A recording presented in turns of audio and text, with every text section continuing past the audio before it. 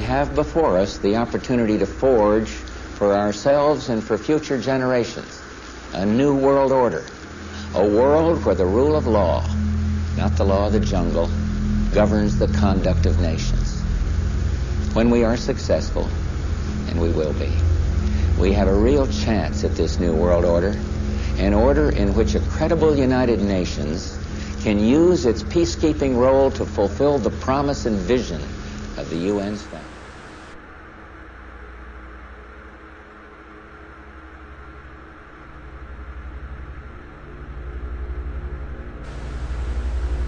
It's no secret that a massive shift in global economic power is underway from west to east. But the question is whether the old developed economies are ready for the consequences of that change.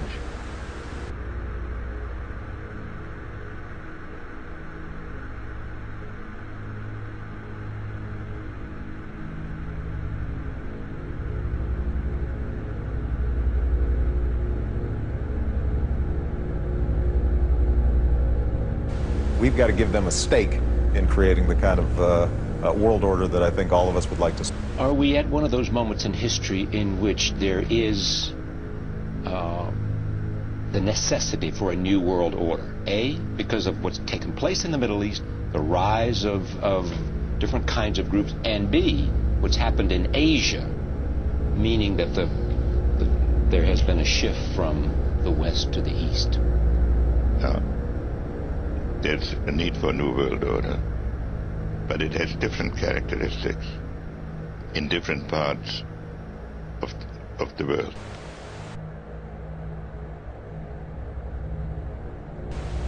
Are you optimistic a global system can happen from what we've heard so far? It could happen, and in fact it's in the works.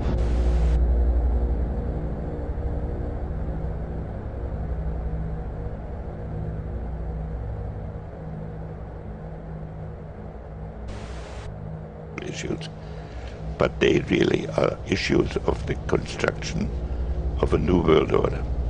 That's what this is about, and that's the sort of dialogue the Chinese are generally good at. And so a partnership between us is essential. A conflict between us is going to exhaust us both in tactical exercises that cannot be conclusive. Order could satisfy both. It has to satisfy both, because otherwise it will lead to tensions that will exhaust us both.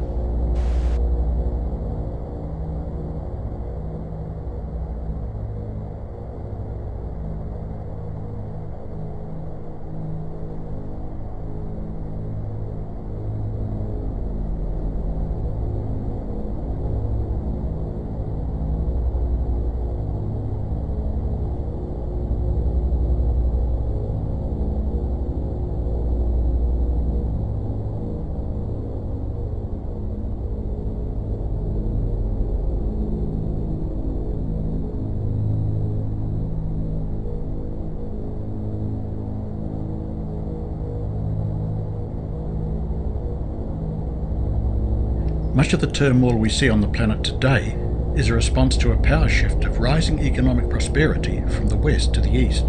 3/4 of the world's energy resources are in Eurasia, and whoever ultimately controls these resources will lead the world into a new era of consolidation, a new world order.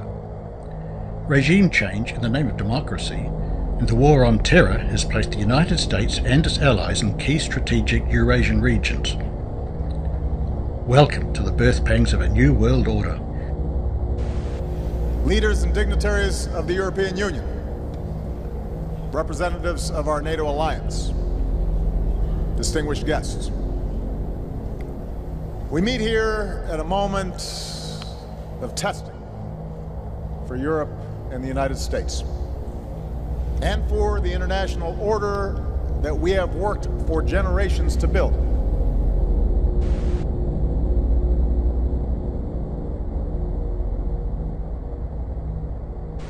Never before has a new world order had to be assembled from so many different perceptions, or on so global a scale.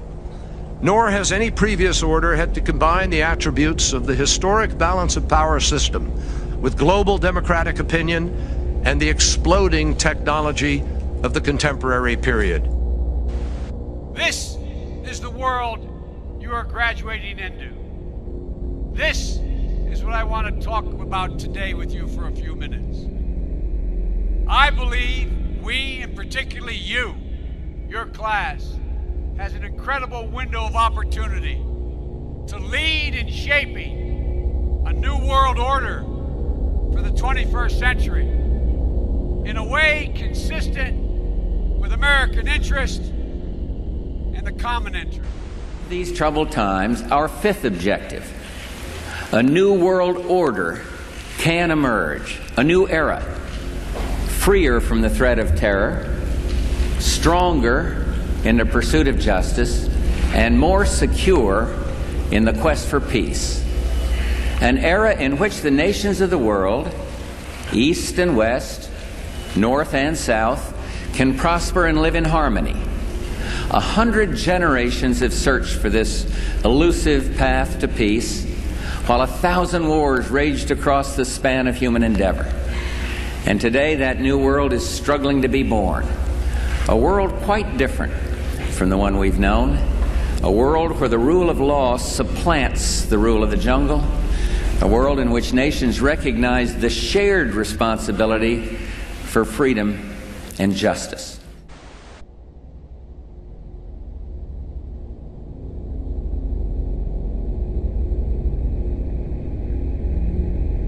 I think a new world order is emerging, and with it the foundations of a new and progressive era of international cooperation.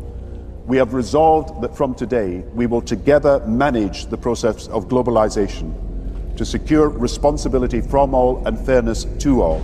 Also exists an extraordinary opportunity to form for the first time in history a truly global society.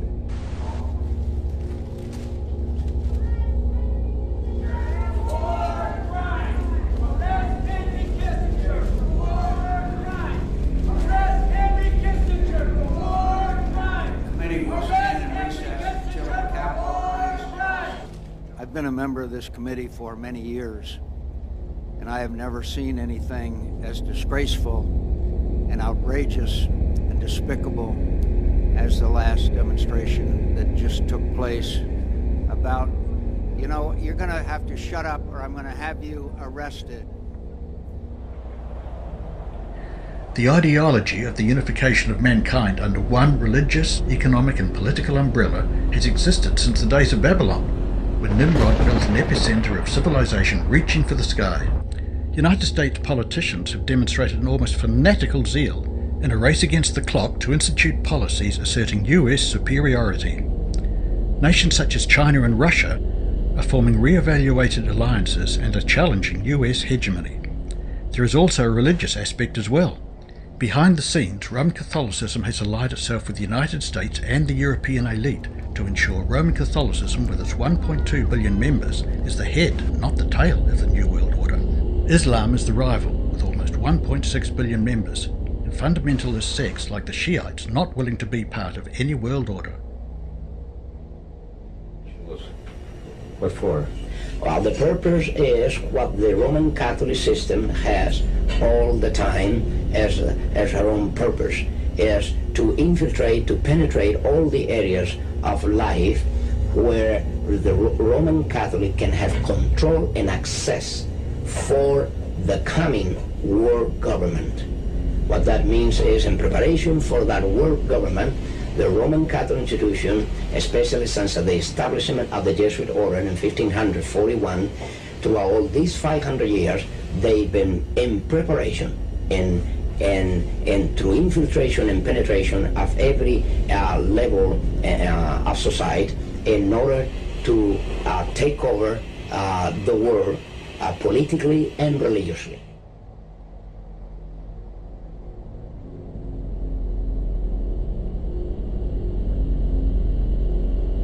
These US politicians are heavily influenced by the military-industrial complex, as well as organisations such as the Council on Foreign Relations and the Bilderberg Group. But the rabbit hole goes deeper than that.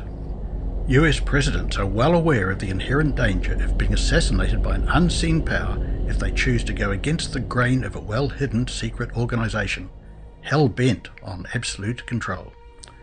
Whom is this hidden power lurking in the shadows? On November the 22nd, at midday, Lee Harvey Oswald, according to 4 US government investigations, shot John F. Kennedy in Dallas, Texas.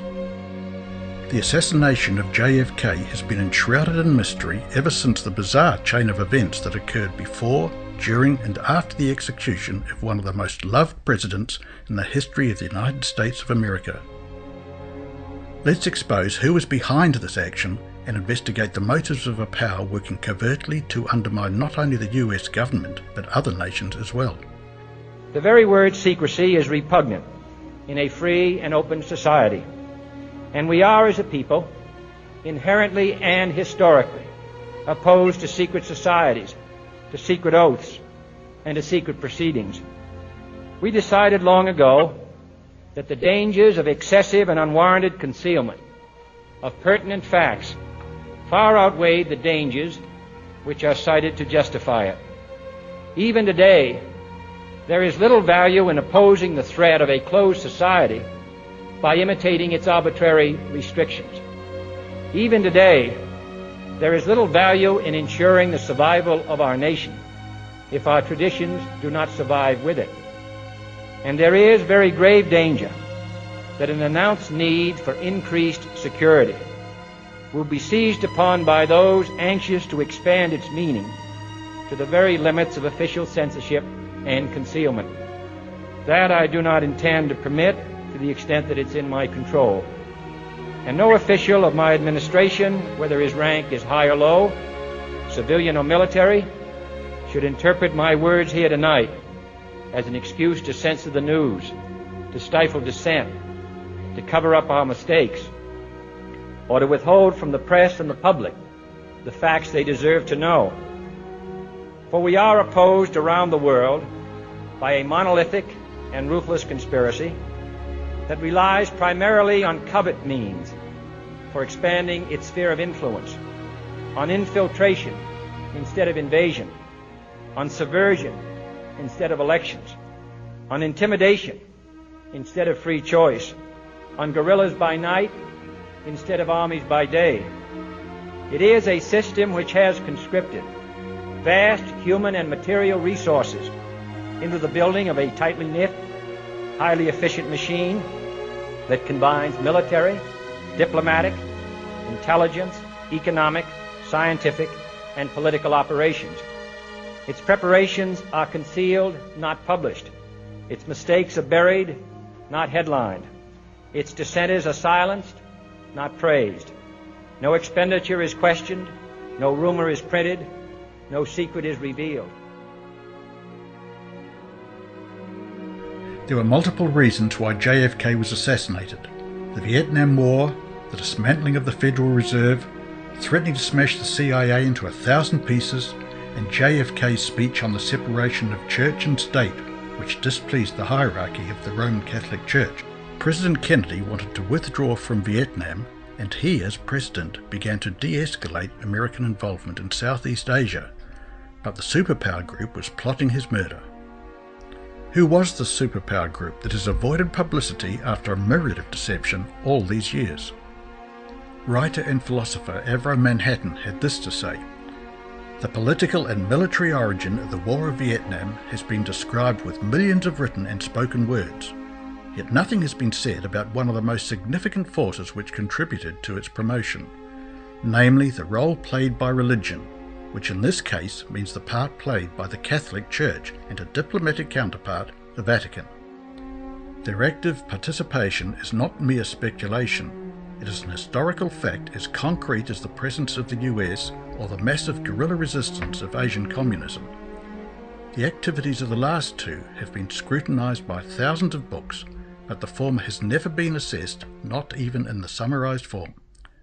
The Catholic Church must be considered as their main promoter in the origin, escalation and prosecution of the Vietnamese conflict. From the very beginning, This religious motivation helped set in motion the avalanche that was to cause endless agonies in the Asiatic and the American continent. The military arm of the Vatican, the Jesuits, who controlled politicians in Washington, wanted to continue the war in Vietnam, set up a Catholic power in Southeast Asia, and maintain their control of the international drug market that the Jesuits had held for over 400 years in the Far East. When President Kennedy stood in their way, he had to be removed. The Jesuits had John F. Kennedy assassinated. The day after Kennedy was killed, the decision to stop America's involvement in Vietnam was reversed, and the Vatican program continued.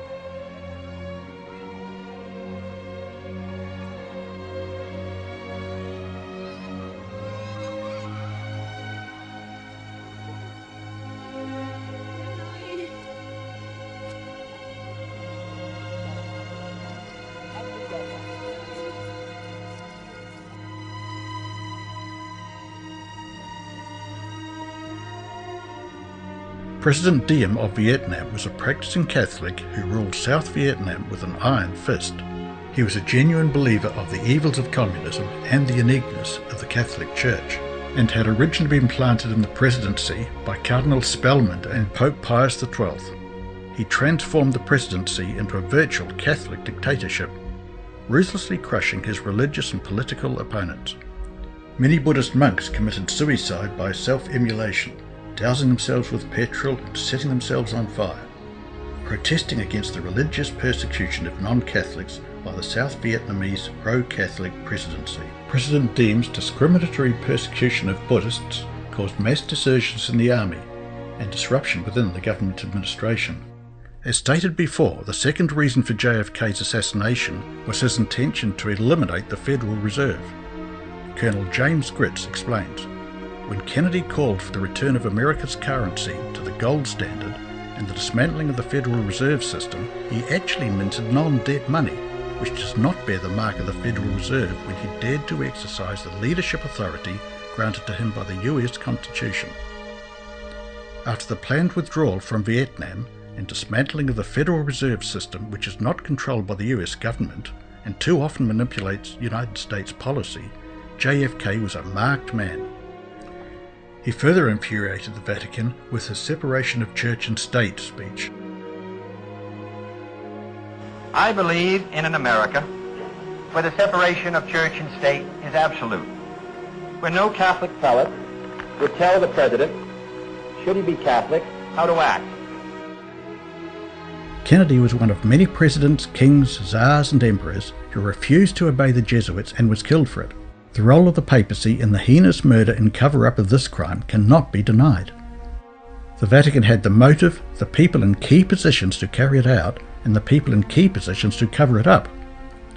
The Jesuits control the major secret societies, including Freemasonry, Skull and Bones, as well as Roman Catholic secret societies such as the Knights of Malta and the Knights of Columbus. The last three generations of the Bush family belong to Skull and Bones and are subservient to the papacy. Here we see George H.W. Bush also in Dallas on that tragic day when JFK was gunned down. Let's take a look at some of the people who were in key positions at the time of the assassination. Lyndon B. Johnson was vice president and a Freemason.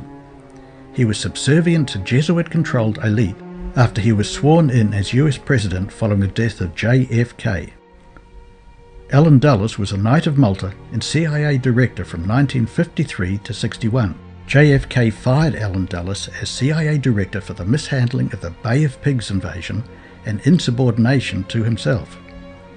JFK stated that he wanted to splinter the CIA into 1,000 pieces and scatter it unto the winds. On November the 29th, 1963, President Lyndon Johnson appointed Allen Dulles to one of 7 commissioners of the Warren Commission to investigate the assassination of the US President John F. Kennedy. The appointment was later criticised by some historians, who noticed that Kennedy had fired him and therefore he was unlikely to be impartial in passing judgment charged the Warren Commission.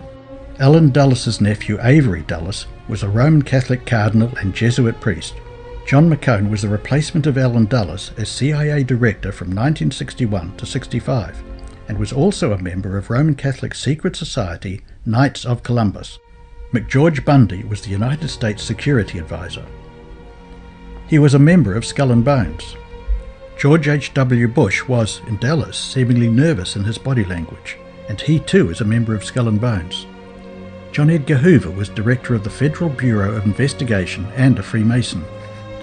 James Rowley, whose brother Francis was a Jesuit priest, was Director of the US Secret Service from 1961 to 73 and was responsible for the security of JFK. Here we see the confusion, as the Secret Service are now ordered to stand down as the President drives into the line of fire. Normally the Secret Service would be riding on the back of the limousine, which has foot platforms and handles, as seen in this picture. The Secret Service driver William Greer made an almost complete stop in front of a gutter drain, which mainstream documentaries and accounts will never reveal. After the other assassins had failed to deliver a fatal headshot, and the last assassin hidden in the drain was successful. The Mafia too, no doubt, had a part to play in the assassination of JFK, as the CIA has worked with them on many occasions, and the Mafia gave plausible deniability to the power elite if the operation ever came undone. People have given me a hearing without legal representation or anything. Did you shoot the president? I didn't shoot anybody, no, sir. Hold it down. Has the gentleman been identified? Yes, sir. He's been identified for killing the officer. Right. Has any identification been attempted for the killing of the president? Not yet. Did you shoot the president? I didn't shoot anybody, sir. I haven't been told what I'm here for. Do you have a lawyer? No, sir, I don't. I like legal representation. These police officers have not allowed me to have any. I don't know what this is all about. Kill the president? No, sir, I didn't. People keep asking me that. Sir? Did you shoot the president? I work in that building. Were you in the building at the time? Naturally, if I work in that building, yes, sir. Back up, man. Did you shoot the president? No, they're taking me in because of the fact that I lived in the Soviet Union. I'm just a patsy.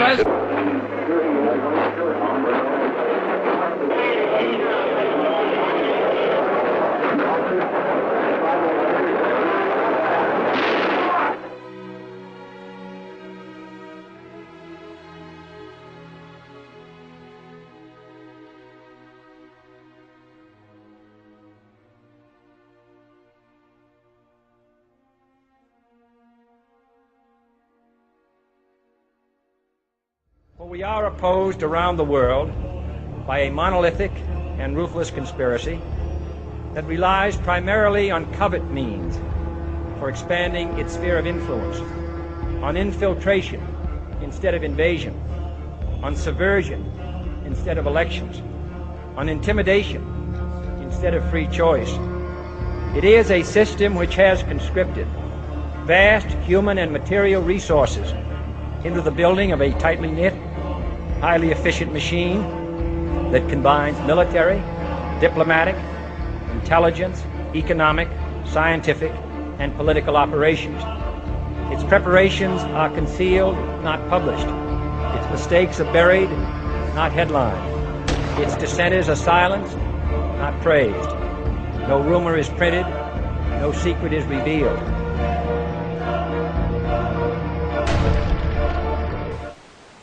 When the United States rules the world, the Catholic Church will rule the world.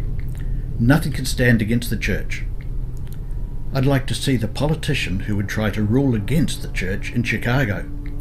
His reign would be short indeed. Archbishop Quigley, 1903, The Chicago Tribune. The founders of the CIA, which replaced the OSS, Office of Strategic Services, were Harry Truman, a Freemason, Allen Dulles, Knights of Malta, and William J. Donovan, who is also a member of Knights of Malta. Even though Dulles was said to be a Presbyterian, which no doubt gave him more cover, Many, if not all, CIA directors since the creation of the CIA have had a Jesuit education or some connection to a secret society, Jesuit priest or advisor. Leaders of governments know very well a shadow government is watching, waiting for the right time to strike, gaining ground inch by inch, controlling men of influence and power by force, threat, intimidation or bribe. Even as US economic competitors such as the European Union were on the verge of disbanding, United States President Barack Obama strongly encouraged and advised the EU to forge ahead, expanding and consolidating European nations into one political and economic superstate. So it is evident that the United States government is not necessarily representing American interests of we the people, but rather we the powerful undercurrent of globalist elite. Many argue that a new world order will prevent wars between nations and make the distribution of food and resources more manageable. Hitler had the same goal. Totalitarianism always ends in the systematic abuse of the masses.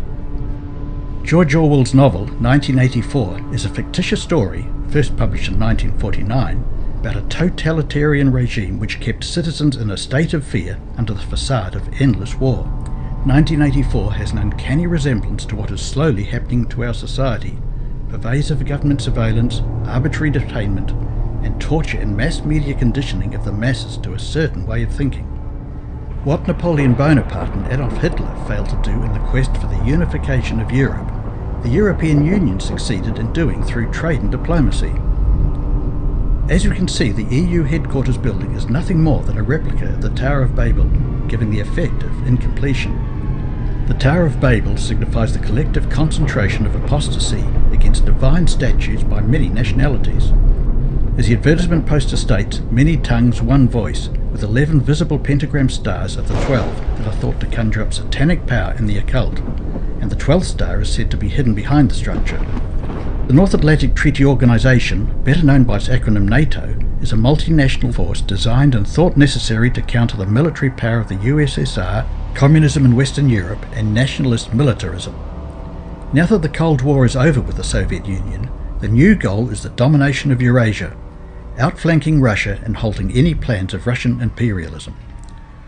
NATO is now more or less an instrument of elite think tank groups such as the Bilderberg Group.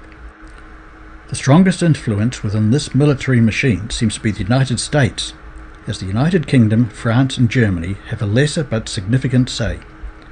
Gladio was a clandestine operation grafted into NATO a year after its creation in 1949. Accused of false flag attacks in Ukraine. Coming up. The third force in eastern Ukraine. Kiev copies George Bush's plans for Iraq. And mainstream hosts storm out of the studio.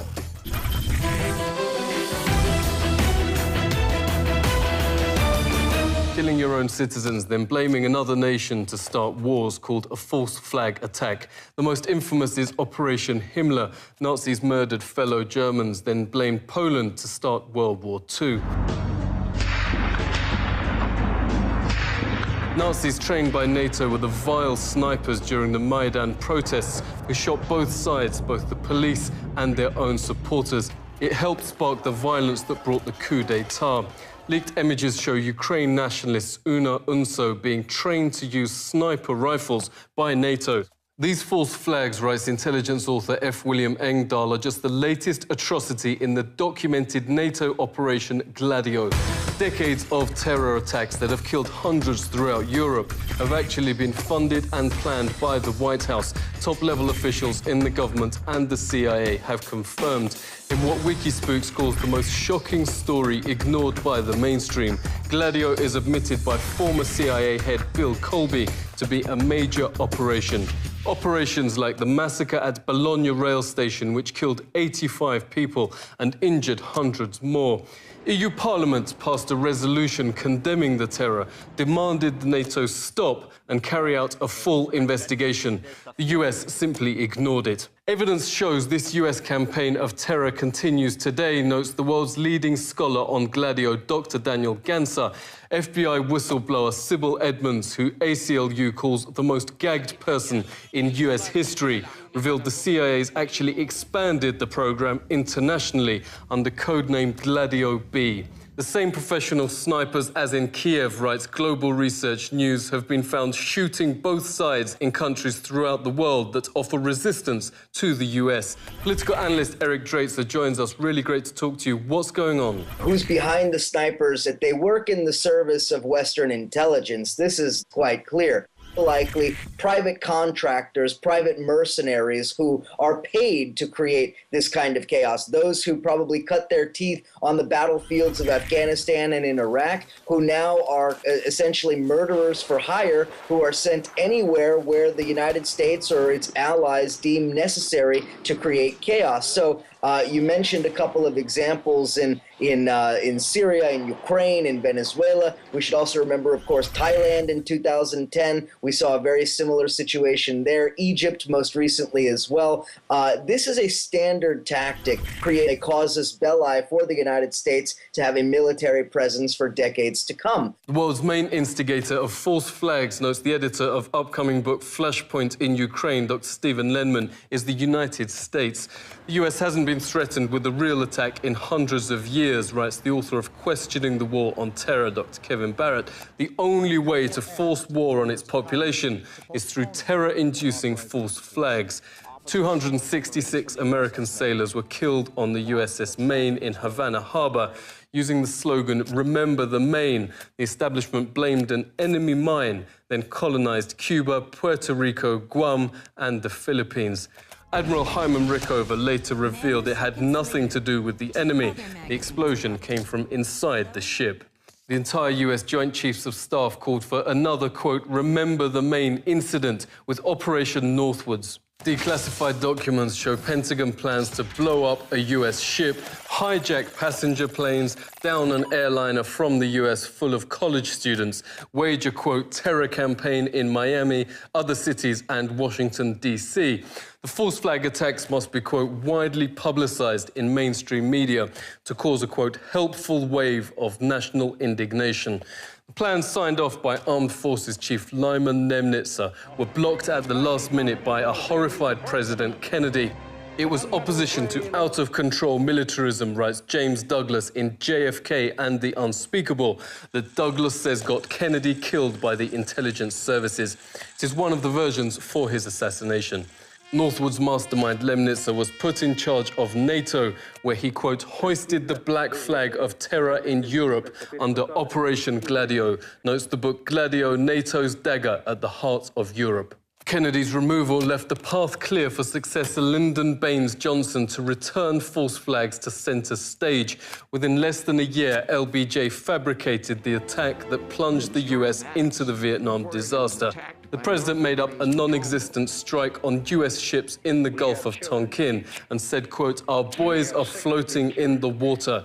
The lie goaded Congress into authorizing war, killing more than 3 million Vietnamese and 58,000 US servicemen.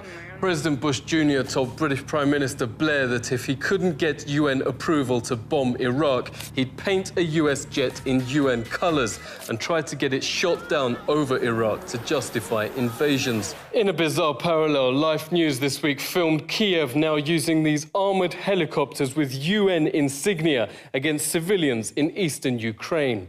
These are just the false flags that are on the record and officially documented. Some are reprinted in 63 documents the government doesn't want you to read, written by Vietnam vet and former Minnesota Governor Jesse Ventura. On the few occasions mainstream media let him speak, hosts react with disdain and even storm out the studio in fury at the suggestion their government could ever do anything like that. Oh, come off it, Jesse. No, not oh, come off it. Wait a minute. Every war fought starts with a false flag operation. You can't, in all seriousness, sit there and try and make out anybody... Okay, let me ask you this, Piers. Wait a minute. Have you read the 9/11 report and you think it's a piece of fiction? No, I believe everything in it. I believe... my government's never lied to me, have they? Let's see, where should we start? The Gulf of Tonkin incident? I remember our president sitting on TV telling us our boys are floating in the water, and it turned out to be false. And because of that, you'll never believe but they anything. lie all the time. Have you been in government? No, I have. All right, so that's for. So I've never been in the NFL, but I could watch a football game. Yeah. All right, Jesse, take care. He's leaving. For the public to fall for a false flag, mainstream media lies must be coordinated and complete. When the White House lied that Syria's government did the Damascus chemical attack, the entire mainstream media swallowed it whole without asking for a shred of evidence. Last month, US intel admitted actually NATO member Turkey had false-flagged the attack, which killed some 1,400 civilians, to justify invasion. Not a single mainstream outlet reported it. Turkey's leaders banned YouTube last month after leaked audio of them planning another false flag to invade Syria, reportedly egged on by John Kerry. Turkey's premier confirmed the authenticity of the tape. I'll send 4 men from Syria. I'll make up a cause of war by ordering a missile attack on Turkey. Many times, Kerry has said to me, okay, did you make the decision to strike? Mainstream as one coordinated a term of art that the Turks were just innocently, quote, discussing military strategy, rather than the appalling truth that Turkey's planning a terrorist false flag on their own land as an excuse to invade Syria, apparently encouraged to commit the supreme international crime by the United States Secretary of State himself. US-backed jihadi admits they're also taught false flags to destroy mosques, then blame Syria's government. I was originally tasked with the destruction of mosques. You destroy the mosques so you can put the blame on the army? Yes. If a mosque is not destroyed, we desecrate it.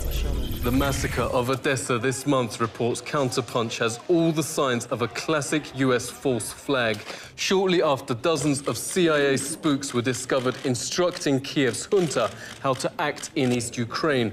Pro-Kiev thugs were sent to the city of Odessa with these red armbands. But the bloodshed was sparked by this rooftop shooter in a red armband slaying his own side. Duly provoked, the thugs went on to torch and murder dozens of anti-fascist civilians they thought were to blame for the shooting. James Corbett of The Corbett Report joins us. Really great to see you. Why does the US establishment behave like this?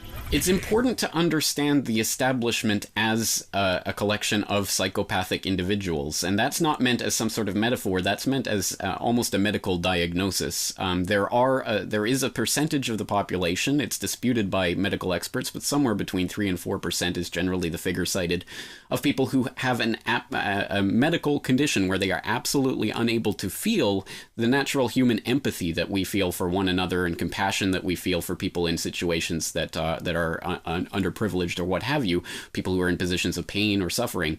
There is a percentage of the population that has absolutely none of those feelings, and these tend to be the people who rise into positions of power and prominence in power structures that themselves are designed specifically to inflict pain and suffering on others. So it is not a big stretch to imagine how psychopathic individuals advance in military or intelligence functions. Tanks and armoured vehicles have now moved in to shoot more unarmed civilians. James Corbett notes these incredible atrocities seem intentional to justify NATO military intervention. Right on cue, this week Kiev officially asked for international military help in eastern Ukraine. The author of Questioning the War on Terror, Dr. Kevin Barrett, joins us. Really great to see you. What are the conclusions from Northwoods to Operation Gladio today? We're learning more and more about how psychopathic so many of our leaders are and have been. Stories about Lyndon Johnson that I can't repeat on international media because they're so disgusting.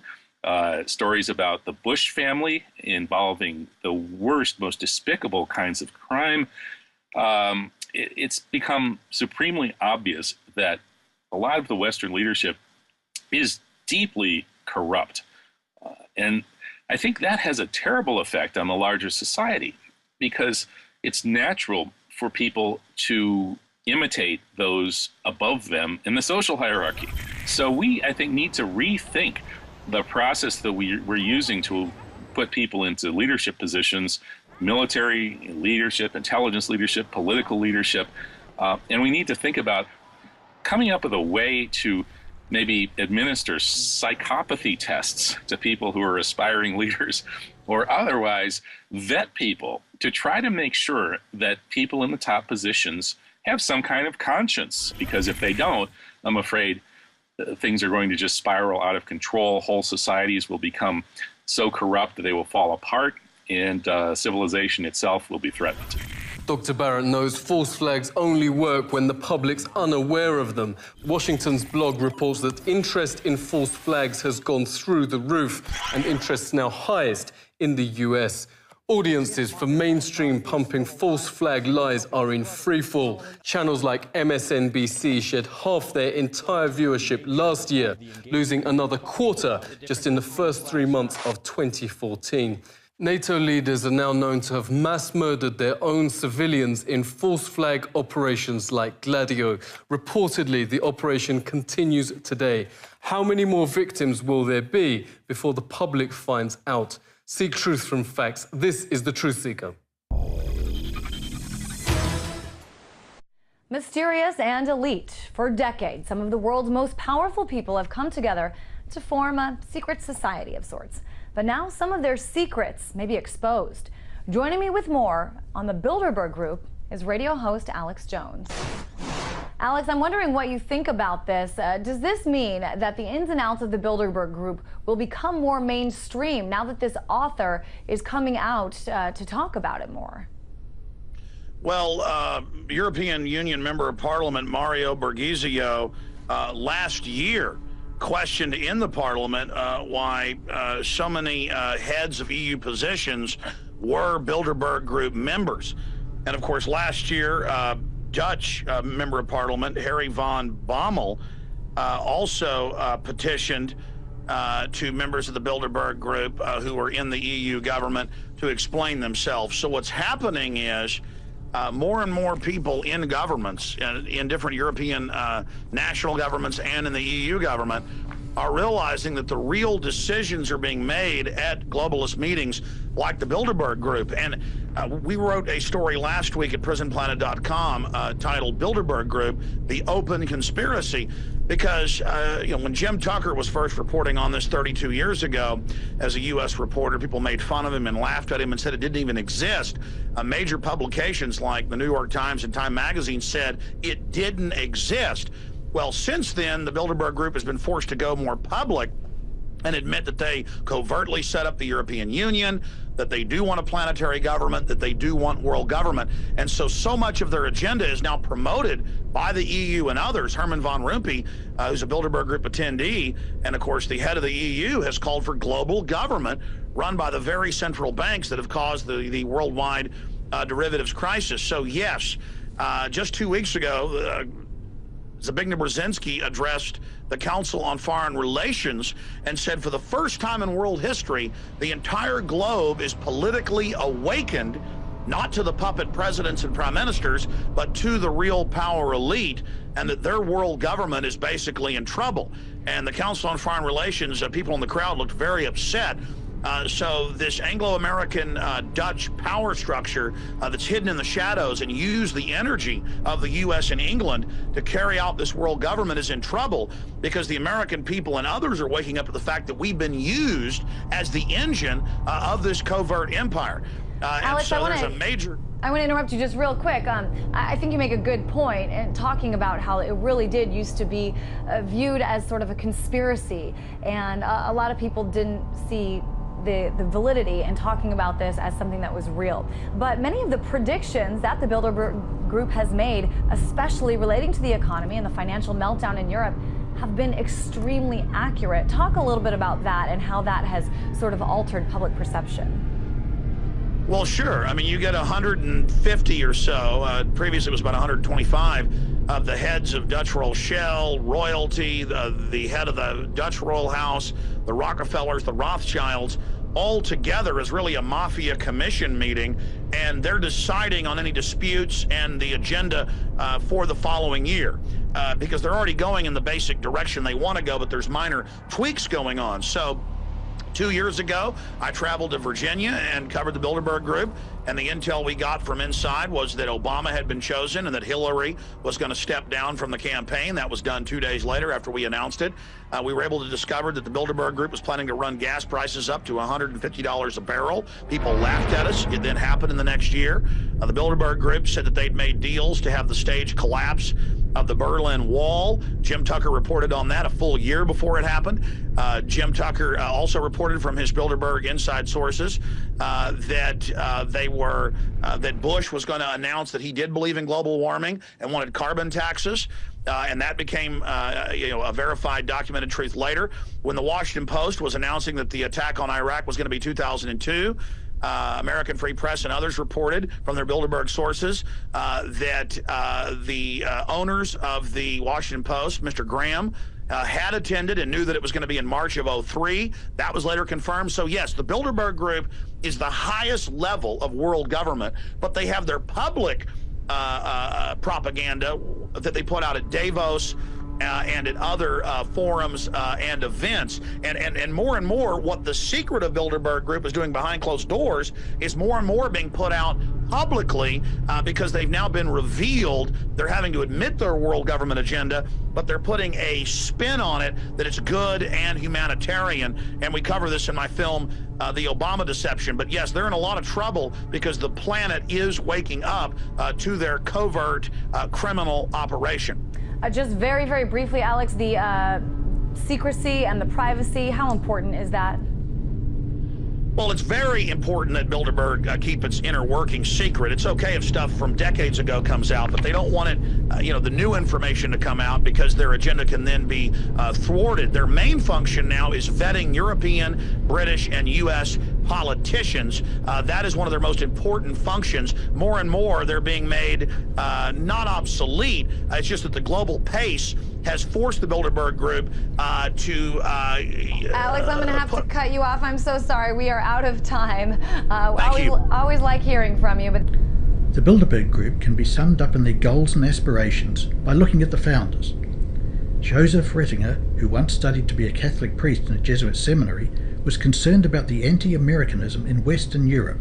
He approached Prince Bernhard of the Netherlands, who then in turn contacted Paul van Zeeland of the Catholic Party of Belgium. Prince Bernhard contacted Walter Bedell Smith, director of the CIA, and facilitated guest lists through Eisenhower's advisor Charles Douglas Jackson, who was an expert in psychological warfare and director of the defunct OSS, the Office of Strategic Services, the forerunner of the CIA. So the Bilderberg Group founders consisted of royalty, intelligence service directors, a member of the Roman Catholic political party, and the influences of the Jesuit order Noviad, Joseph Ratzinger. Enough said. NATO could also be said to be the new world order enforcers, bringing the world into some sort of collective governance. How can war and collectivism bring peace and prosperity? We have already seen the fruit and broken promises of past leaders who each proposed a well-ordered utopia, such as the communist state, which has more often than not led to mass murder. Joseph Stalin, Mao Zedong and Pol Pot politically liquidated tens of millions of people. Right-wing politics has left a trail of death, destruction and misery as well. Hitler, Pinochet and Franco murdered and brutalized opponents and dissidents, and as these dictators all had the blessing of the Roman Catholic Church,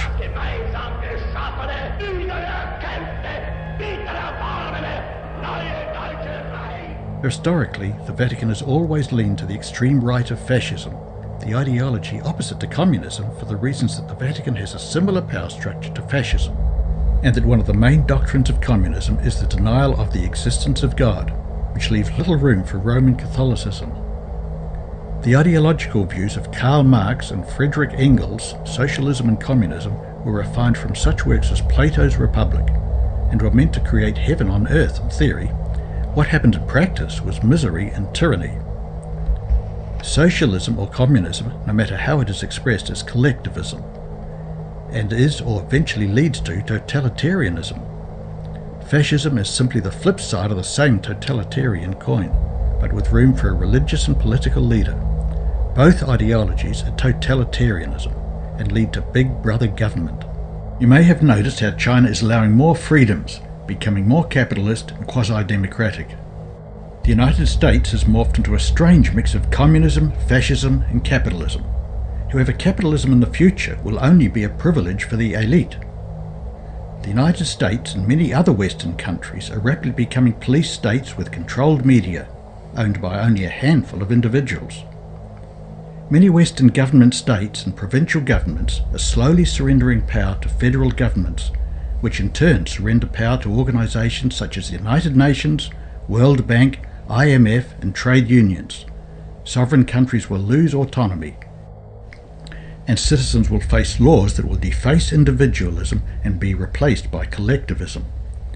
For world government to grow, you need problems that need fixing. In reality, many problems are created, some are induced, and some naturally occur.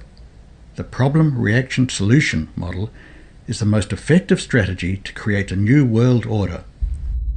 Problems such as overpopulation, climate change, and terrorism are examples of problems the world's powerful bring before a pliant public in order to bring about the desired changes. The correct terminology is social engineering.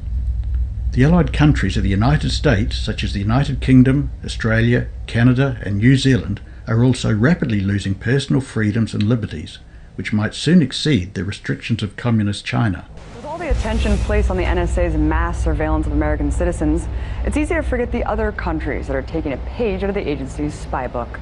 Just this past weekend, it was revealed that in 2008, Australia's surveillance agency shared information about the country's citizens with its most trusted intelligence partners.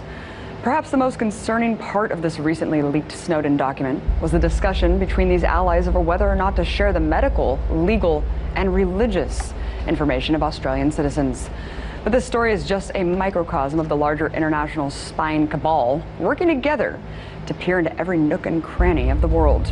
So who exactly are these peeping partners? Well, they call themselves the Five Eyes, a partnership made up of intelligence agencies in 5 English-speaking countries: the US, the UK, Australia, Canada, and New Zealand. And just like the Eye of Sauron, eyes see all, which is an especially appropriate analogy since The Lord of the Rings was filmed in New Zealand. But I digress. You see, the Five Eyes Agreement has been around since the end of World War II, but it was so secret that the program wasn't even disclosed to the public until 2005. On the surface, this treaty is just a friendly agreement between allied nations that it's essential to stopping global terrorism. But thanks to the Snowden leaks, we now know just what an asinine agreement it's actually being used for: industrial espionage and circumventing those pesky laws that prohibit warrantless surveillance of a country's own citizens.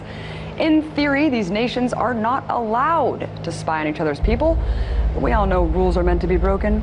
In 2007, the NSA analyzed and retained any British citizen's mobile phone number, email, and IP address swept up in its enormous dragnet. Another memo dated from 2005 shows that the NSA was working on a procedure to spy on the other 4 countries. And while one sentence in the memo states that the US and UK will not explicitly target each other, the very next sentence says governments reserve the right to spy on each other's citizens when it's in the best interest of each nation. Well, that's not open to interpretation at all. Look, I think it's clear at this point that the myth of the American empire exporting freedom and democracy really means exporting surveillance and subjugation. The meshings of fascism, capitalism and communism seem to be the cornerstone of the New World Order autocracy. Yes, autocracy, like the Roman Empire with a pope instead of a Caesar, but more on that subject later. Karl Marx raised some very realistic economic predictions of the future in his writings, such as when markets have become saturated, power must eventually go back to the state. For example, when everybody in the world has a pair of shoes and a mobile phone, the markets then become uncompetitive. Companies can only compete as long as they make a profit. When the profit is marginal or non-existent due to fierce competition or oversupply, power must eventually go back to the state. 3D printing will definitely speed this process along, and perhaps 3D printing will end up being regulated by the New World Order under license, especially in the case of guns. And the state will oversee licensed mass production. Interesting foresight by Karl Marx, considering we can see this happening in the United States and around the world. Many lines of business are ending up in the hands of a few. The Western economic system is similar to a giant Ponzi scheme needing new industries. Recently, the United States has even legalized marijuana in some states, and many European countries seem to rely on drug trafficking and prostitution to raise their GDP. It's this simple, folks. If you believe the world's economy is a sound, solid structure, you are an idiot. And I mean that in the kindest way possible. But seriously, the entirety of our economy is a Ponzi scheme. And anyone with half a brain who spends about 15 minutes thinking about it will agree. And the Ponzi scheme is beginning to show some cracks. First, we had people losing their homes and savings because they were buying up crap they couldn't afford. Then we had governments bailing out banks and corporations. Now we have governments bailing out other governments. We perpetually finance the present with the promise of the future's prosperity. It's insane. At some point, the buck passing has to stop. People are really showing which side they're on right now. This is the big move. And, I mean, there's the headline. Pope Francis calls for new system of global government to tackle climate change. That's not an Infowars.com headline. That's in Time Magazine, Newsweek, the BBC. I mean, Lord Monckton, how do you square this? What has happened here is that Pope Francis was brought up in the communist tradition of what's called liberation theology, which came out of the French universities, like so many other bad ideas, and it was taken back to Latin America by students for the priesthood who'd gone to study for university degrees in France. And of course, one of those was Pope Francis. So he is an anti-capitalist through and through. The Jesuits are well aware that capitalism as we know it cannot survive for long. Technologies such as 3D printing and robotic automation could well make most of the workforce redundant. Power, to a large degree, would have to go back to the state, curtailing capitalism. What are the chances a robot or computer will one day take over your job? According to one study, 47% of U.S. jobs have a high probability of becoming computerized. And recently, the Pew Research Center surveyed 1,900 experts who all agreed that automation and artificial intelligence will truly pervade our lives by 2025. But nearly half of the experts aren't optimistic about this automation at all. They say robots and other tech will displace blue and white-collar workers. Masses of people will be effectively unemployed. Many dictators and ancient superpowers have had the same ambition of world domination, such as the Babylonians, Egyptians, Medes and Persians, ancient Greece, and the Roman Empire, and last of all, the Roman Catholic Church, which is simply a continuation of the Roman Empire that was authorized by the Byzantine or Eastern Roman Emperor Justinian I, 527 to 565 AD, after the demise of Western Rome. Eventually, the Roman Catholic Church was subdued by Napoleon's general in 1798, ending 1260 years of papal rule. Historians believe that the Roman Catholic Church killed upward of 50 million people. Later in history, the independent Vatican City-State was established in 1929 by the Lateran Treaty, signed by Cardinal Secretary of State Pietro Gasparri on behalf of Pope Pius XI, and by Prime Minister Benito Mussolini on behalf of King Victor Emmanuel III of Italy. Since 1929, the papacy has gathered momentum, and today is the most powerful organization on the planet. Vatican rule and infiltration is a growing concern within many countries. Every Catholic has a responsibility, obeying the Pope before king, president, or country. So more often than not, a conflict of interest arises when a practicing Catholic holds any public or political office. In past history, the papacy used the armies of rulers and kings to procure her agenda and establish papal supremacy, most probably because of the cost. Some examples are King Clovis I, who enforced Catholicism with an iron fist, uniting the Frankish tribes, and King Philip II of Spain on the orders of Pope Sixtus V, sailing his armada to conquer rebellious Protestant England. The St. Bartholomew's Day massacre and many more examples are all indictments against the papacy's religio-political agenda controlling kings.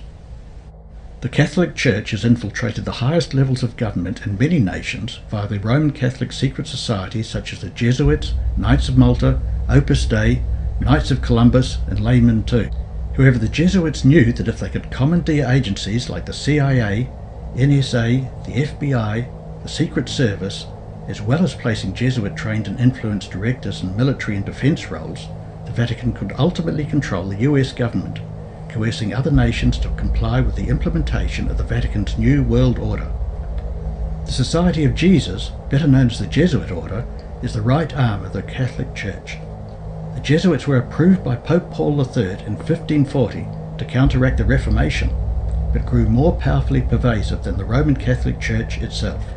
The Illuminati were simply members of the Jesuit Order who were disenfranchised from the Roman Catholic Church when Pope Clement XIV, by the brief Dominus ac Redemptor, suppressed the Jesuits on the 21st of July 1773. This was under the pressure of leaders of European nations for subversive actions against the state. The Illuminati was simply the Jesuits resurrected under a new guise and a new name. Some years later, the monarchs that instigated the suppression of the Jesuits were no longer ruling because of political revolutions that the Jesuits had conceived under the guise of the Illuminati. Pope Pius VII restored the Jesuit order to its preeminence in 1814. The Jesuits simply kept the Illuminati as a secret society controlling secular society, including education, Greek letter organisations like Phi Beta Kappa, Kappa Alpha Society and Delta Phi, and other secret societies such as Skull and Bones and Freemasonry. Now the Jesuits controlled both spheres, Christianity and secularism. The Jesuit order was extremely successful in its counter-reformation against Protestantism, as well as stamping out any papal dissent ignited by Martin Luther, who nailed the 95 Theses to the Wittenberg Castle door in 1517. But the Jesuit war against Protestantism has been going on for centuries, even landing on the shores of the United States of America, which was deemed a Protestant nation.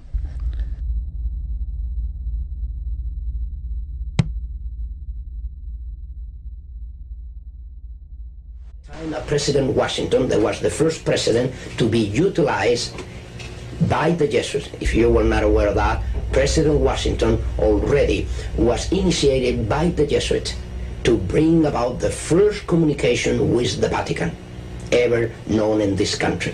From there on, President Reagan, to all this time, President Reagan has come to fulfill the greatest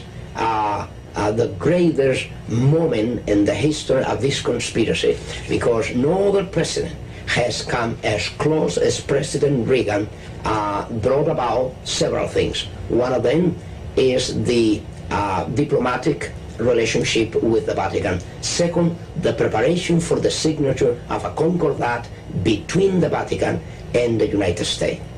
And if you want to know, this never took place overnight.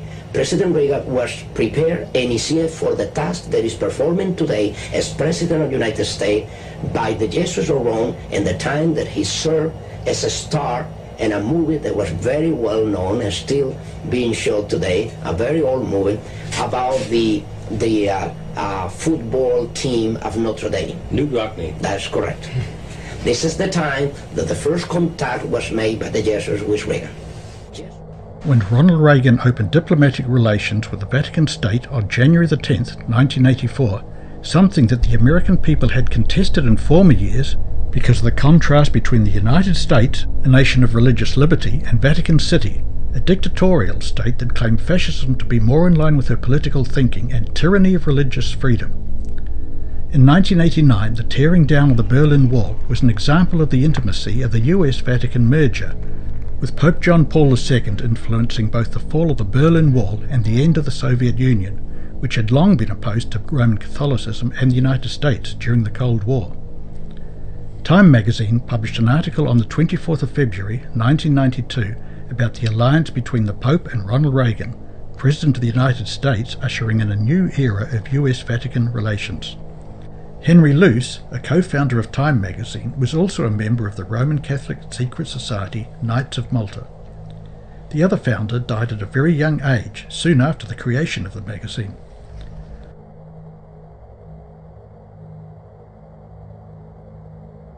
I thought that it was a matter of real concern that planted stories intended to serve a national purpose abroad came home and were circulated here and believed here, because this would mean that the CIA could manipulate the news in the United States by channeling it through some foreign country. And we're looking at that very carefully. Do you have any people being paid by the CIA who are contributing to a major circulation American journal? We do have people who submit pieces to two American journals. Do you have any people paid by the CIA who are working for television networks?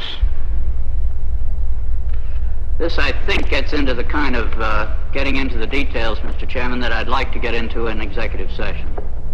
At CBS, we had been contacted by the CIA. As a matter of fact, by the time I became the head of the whole news and public affairs operation in 1954, the ships had been established, and I was told about them and asked if I'd carry on with them. We have quite a lot of detailed information, and we will evaluate it, and we will include any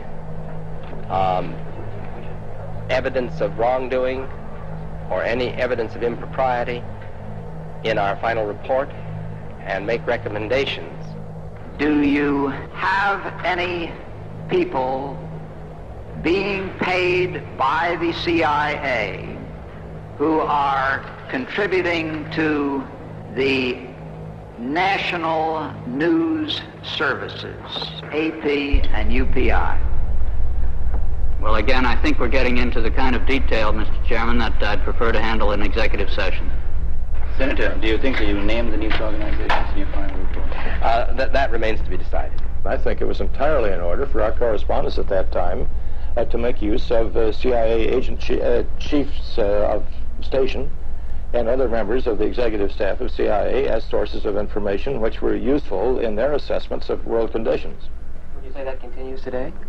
Well, I would think probably for a reporter it would continue today, but because of all of the revelations of the period of the 1970s, it seems to me that a reporter's got to be much more circumspect in doing it now, or he runs the risk of at least being looked at with considerable disfavor by the public. I think you've got to be much more careful about it.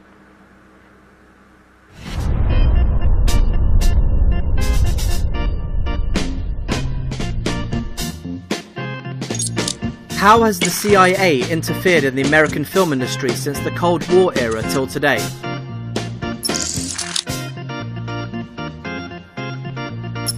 What Hollywood films have come to market carrying the CIA's message and offering a vicious and extreme image of America's enemies?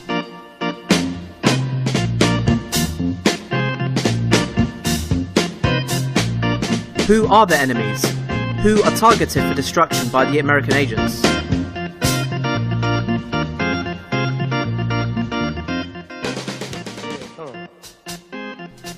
In 1917, when the United States entered World War I, President Woodrow Wilson's Committee on Public Information enlisted the aid of America's film industry to making training films and features supporting the cause.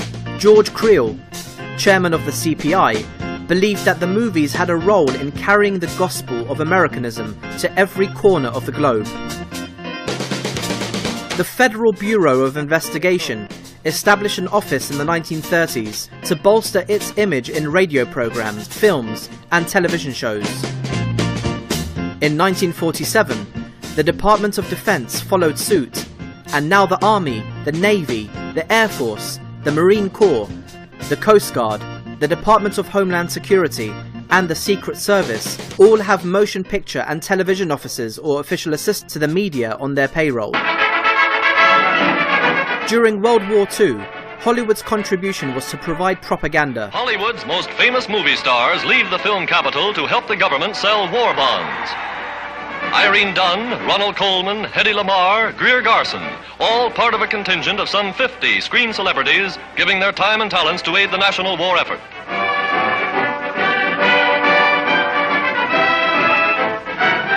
The country has asked the people to invest $1 billion in 1 month to help pay for the war. And here's the start of the drive. Boarding a special train for Washington, they'll tour 300 cities from coast to coast. Go to any city that agrees to subscribe at least $1 million. Buy a bond, and by, the bonds you buy will bring you victory. After the war, Washington reciprocated by using subsidies, special provisions in the Marshall Plan, and general clout to pry open resistant European film markets. Every society to some degree has structural elements that want a particular representation of the individuals in society. The CIA's involvement in Hollywood goes all the way back to, not only Hollywood, it really starts in the media. In 1953, Alan Dulles created a department that wanted to really influence the media and the CIA. Carl Bernstein, of the famous Woodward and Bernstein journalist who exposed Watergate, he was actually the co-winner of the Pulitzer Prize in, I believe, 1973. In 1977, I believe, he published an article, about 20,000 to 25,000 words, titled "The CIA and the Media," and this was actually published in Rolling Stone magazine in 1977, and it really disclosed the hand, the sleight of hand that Hollywood had in influencing the media as a whole. Now, eventually, this would lend itself to Hollywood for obvious reasons, but there was actually in the 70s, Senator Frank Church headed a committee, the Senate Intelligence Committee, to actually look into the involvement, the extent of the involvement in the CIA in the media. We had William Colby and George Bush Sr. Come out and actually, sort of thwarted the investigation, and their logic was, their reasoning was that this would disclose some highly sensitive information, it would not be right for national security, a lot of the same issues we see going on today. It is evident that the CIA promotes Catholicism through Hollywood. America is a predominantly Protestant country at 51%, with Roman Catholicism at 23%. One only has to think back to the overwhelming majority of Hollywood films involving Catholic priests. Public relations nightmare of Pope Benedict XVI and the ever-declining popularity of the Roman Catholic Church due to scores of sexual abuse cases, the Jesuits were summoned, and Pope Francis was elected, the first Jesuit to be elected pontiff. An Opus Dei member, Greg Burke, who previously served as a correspondent for both Fox News and Time magazine, was appointed the public relations advisor to Pope Francis. Ever since, Pope Francis has participated in cheap gimmicks and public displays of charity that have swayed public opinion to proclaim Pope Francis as the people's Pope. When I die, Father, is there anything left? Ever since I was a child, I had a feeling that something is missing in me. I want to know why I'm here. Can any of us know that? Become yourself. Then God and the devil don't matter. I want to learn. I want to understand. Be careful. Can you find the force to enable these two quite opposite lines to live together in yourself? At any moment, the wolf can devour the lamb, and you must learn what it means to become responsible.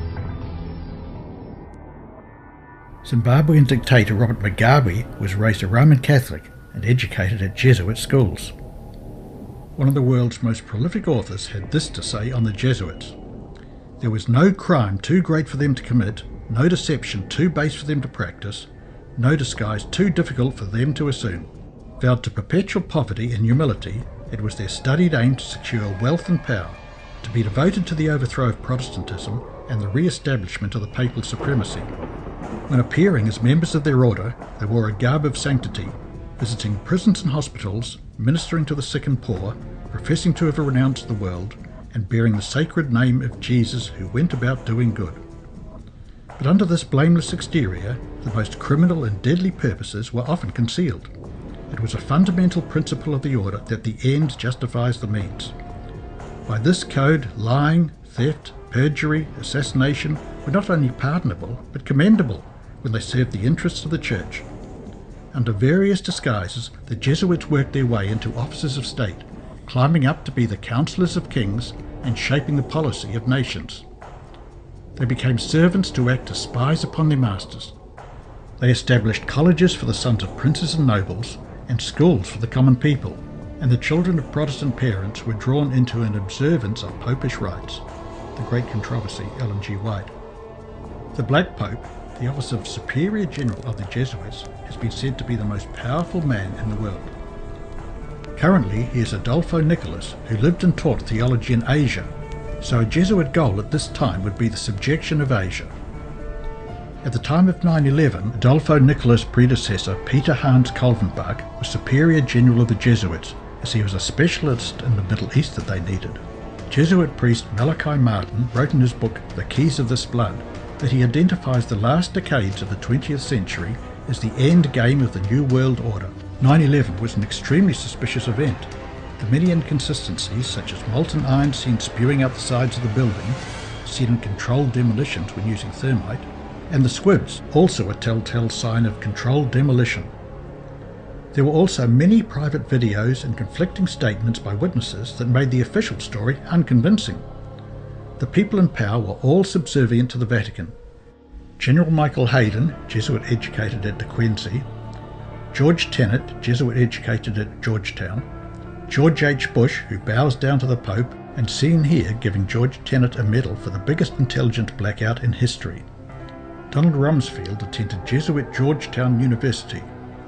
NORAD, North American Aerospace Defense Command, is directed by Roman Catholic Ralph Eberhard, and was criticized by Senator Mark Dayton, saying, "This country and its citizens were completely undefended for 109 minutes.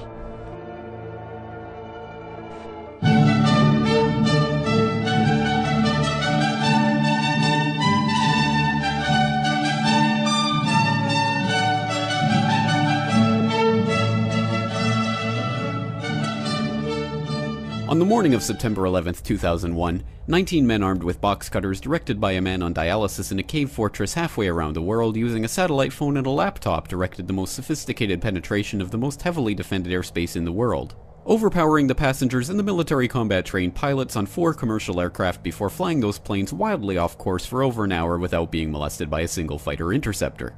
These 19 hijackers, devout religious fundamentalists who like to drink alcohol, snort cocaine, and live with pink-haired strippers, managed to knock down 3 buildings with 2 planes in New York, while in Washington, a pilot who couldn't handle a single-engine Cessna was able to fly a 757 in an 8,000-foot descending 270-degree corkscrew turn to come exactly level with the ground, hitting the Pentagon in the Budget Analyst Office where DoD staffers were working on the mystery of the $2.3 trillion that Defense Secretary Donald Rumsfeld had announced missing from the Pentagon's coffers in a press conference the day before, on September 10, 2001. Luckily, the news anchors knew who did it within minutes. Osama bin Laden. The pundits knew within hours. Osama bin Laden. The administration knew within the day. Terrorists who committed these acts and those who harbor them. And the evidence literally fell into the FBI's lap. That a hijacker's passport was found blocks from the World Trade Center crash site, if you can believe that. But for some reason, a bunch of crazy conspiracy theorists demanded an investigation into the greatest attack on American soil in history. That investigation was delayed, underfunded, set up to fail, a conflict of interest, and a cover-up from start to finish. It was based on testimony extracted through torture, the records of which were destroyed. It failed to mention the existence of WTC-7, Able Danger, P-TECH, Sibel Edmonds, OBL and the CIA, and the drills of hijacked aircraft being flown into buildings that were being simulated at the precise same time that those events were actually happening. It was lied to by the Pentagon, the CIA, the Bush administration, and as for Bush and Cheney, well, no one knows what they told it because they testified in secret, off the record, not under oath, and behind closed doors. It didn't bother to look at who funded the attacks because that question is ultimately of little practical significance. Still, the 9/11 Commission did brilliantly, answering all of the questions the public had, except most of the victims' family members' questions, and pinned blame on all the people responsible, although no one so much as lost their job, determining the attacks were failure of imagination. Because nobody in our government, at least, and I don't think the prior government that could envision flying airplanes into buildings. Except the Pentagon, FEMA, NORAD, and the NRO. The DIA destroyed 2.5 terabytes of data on Able Danger, but that's okay because it probably wasn't important. The SEC destroyed their records on the investigation into the insider trading before the attacks, but that's okay because destroying the records of the largest investigation in SEC history is just part of routine record keeping. NIST has classified the data that they used for their model of WTC-7's collapse, but that's okay because knowing how they made their model of the collapse would jeopardize public safety. The FBI has argued that all material related to their investigation of 9/11 should be kept secret from the public, but that's okay because the FBI probably has nothing to hide. This man never existed, nor is anything he had to say worthy of your attention, and if you say otherwise, you are a paranoid conspiracy theorist and deserve to be shunned by all of humanity. Likewise him, and her. And her, and her, and him. Osama bin Laden lived in a cave fortress in the hills of Afghanistan, but somehow got away. Then he was hiding out in Tora Bora, but somehow got away. Then he lived in Abbottabad for years, taunting the most comprehensive intelligence dragnet employing the most sophisticated technology in the history of the world for a decade, releasing video after video with complete impunity and getting younger and younger as he did so, before finally being found in a daring SEAL team raid which wasn't recorded on video, in which he didn't resist or use his wife as a human shield, and in which these crack special forces operatives panicked and killed this unarmed man, supposedly the best source of intelligence about those dastardly terrorists on the entire planet. Then they dumped his body in the ocean before telling anyone about it. Then a couple dozen of that team's members died in a helicopter crash in Afghanistan. This is the story of 9/11, brought to you by the media which told you the hard truth. Every CIA director since 9/11 has been Jesuit trained and have employed the subjugation of nations, building a case to wage war in the Middle East in an effort to neutralize Muslims and to control resources, furthering the New World Order. About 10 days after 9/11, I went through the Pentagon and I saw Secretary Rumsfeld and Deputy Secretary Wolfowitz. I went downstairs just to say hello to some of the people on the Joint Staff who had used to work for me, and one of the generals called me and he said, "Sir, you gotta come in and talk to me a second." I said, "Well, you're too busy." He said, No. He says, "We've made the decision. We're going to war with Iraq." This was on or about the 20th of September. I said, "We're going to war with Iraq. Why?" He said, "I don't know." He said, "I guess they don't know what else to do." So I said, "Well, did they find some information connecting Saddam to Al-Qaeda?" He said, No. He says, "There's nothing new that way. They've just made the decision to go to war with Iraq." He said, "I guess it's like we don't know what to do about terrorists, but we've got a good military and we can take down governments." And he said, "I guess if the only tool you have is a hammer, every problem has to look like a nail." So I came back to see him a few weeks later, and by that time we were bombing in Afghanistan. I said, "Are we still going to war with Iraq?" And he said, "Oh, it's worse than that." He said, he reached over on his desk, he picked up a piece of paper, and he said, I just got this down from upstairs," meaning the Secretary of Defense's office today, and he said, "This is a memo that describes how we're going to take out 7 countries in 5 years, starting with Iraq and then Syria, Lebanon, Libya, Somalia, Sudan, and finishing off Iran."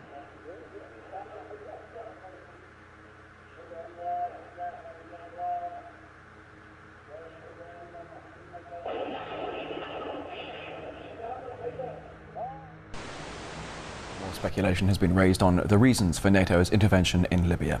And as RT's Laura Emmett reports, the organisation may have been trying to prevent Gaddafi from burying the American buck.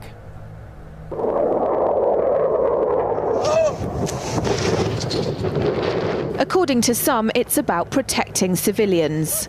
We must not tolerate this regime using military force against its own people. Others say it's about oil. The only reason they're interested with Libya is about the oil. You'd think we'd be in Iraq if the major export there was broccoli.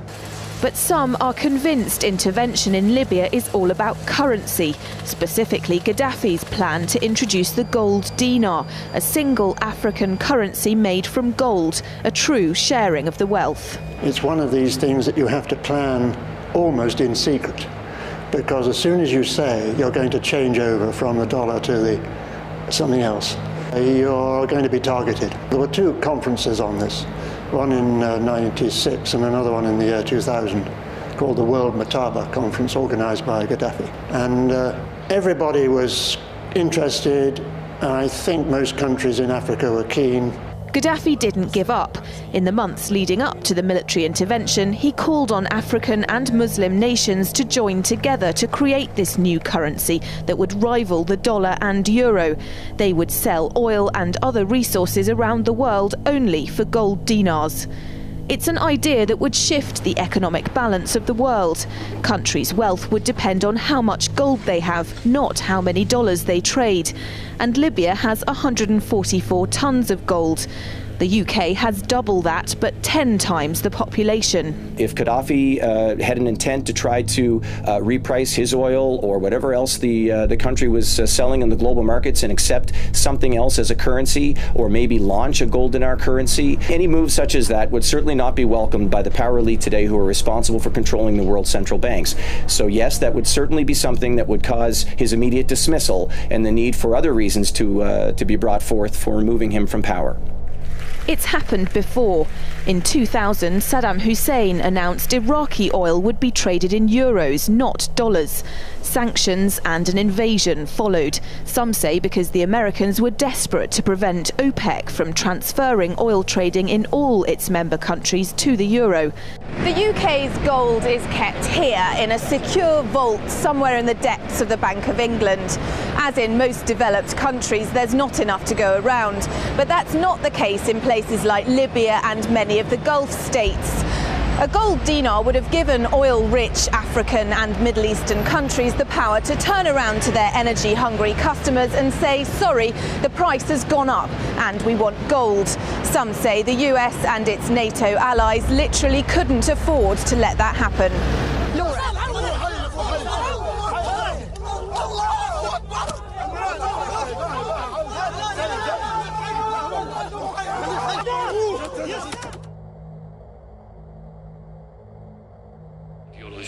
There's another number that is alarming to me. It is that 90% of the civilian casualties, 90% come from the Syrian army.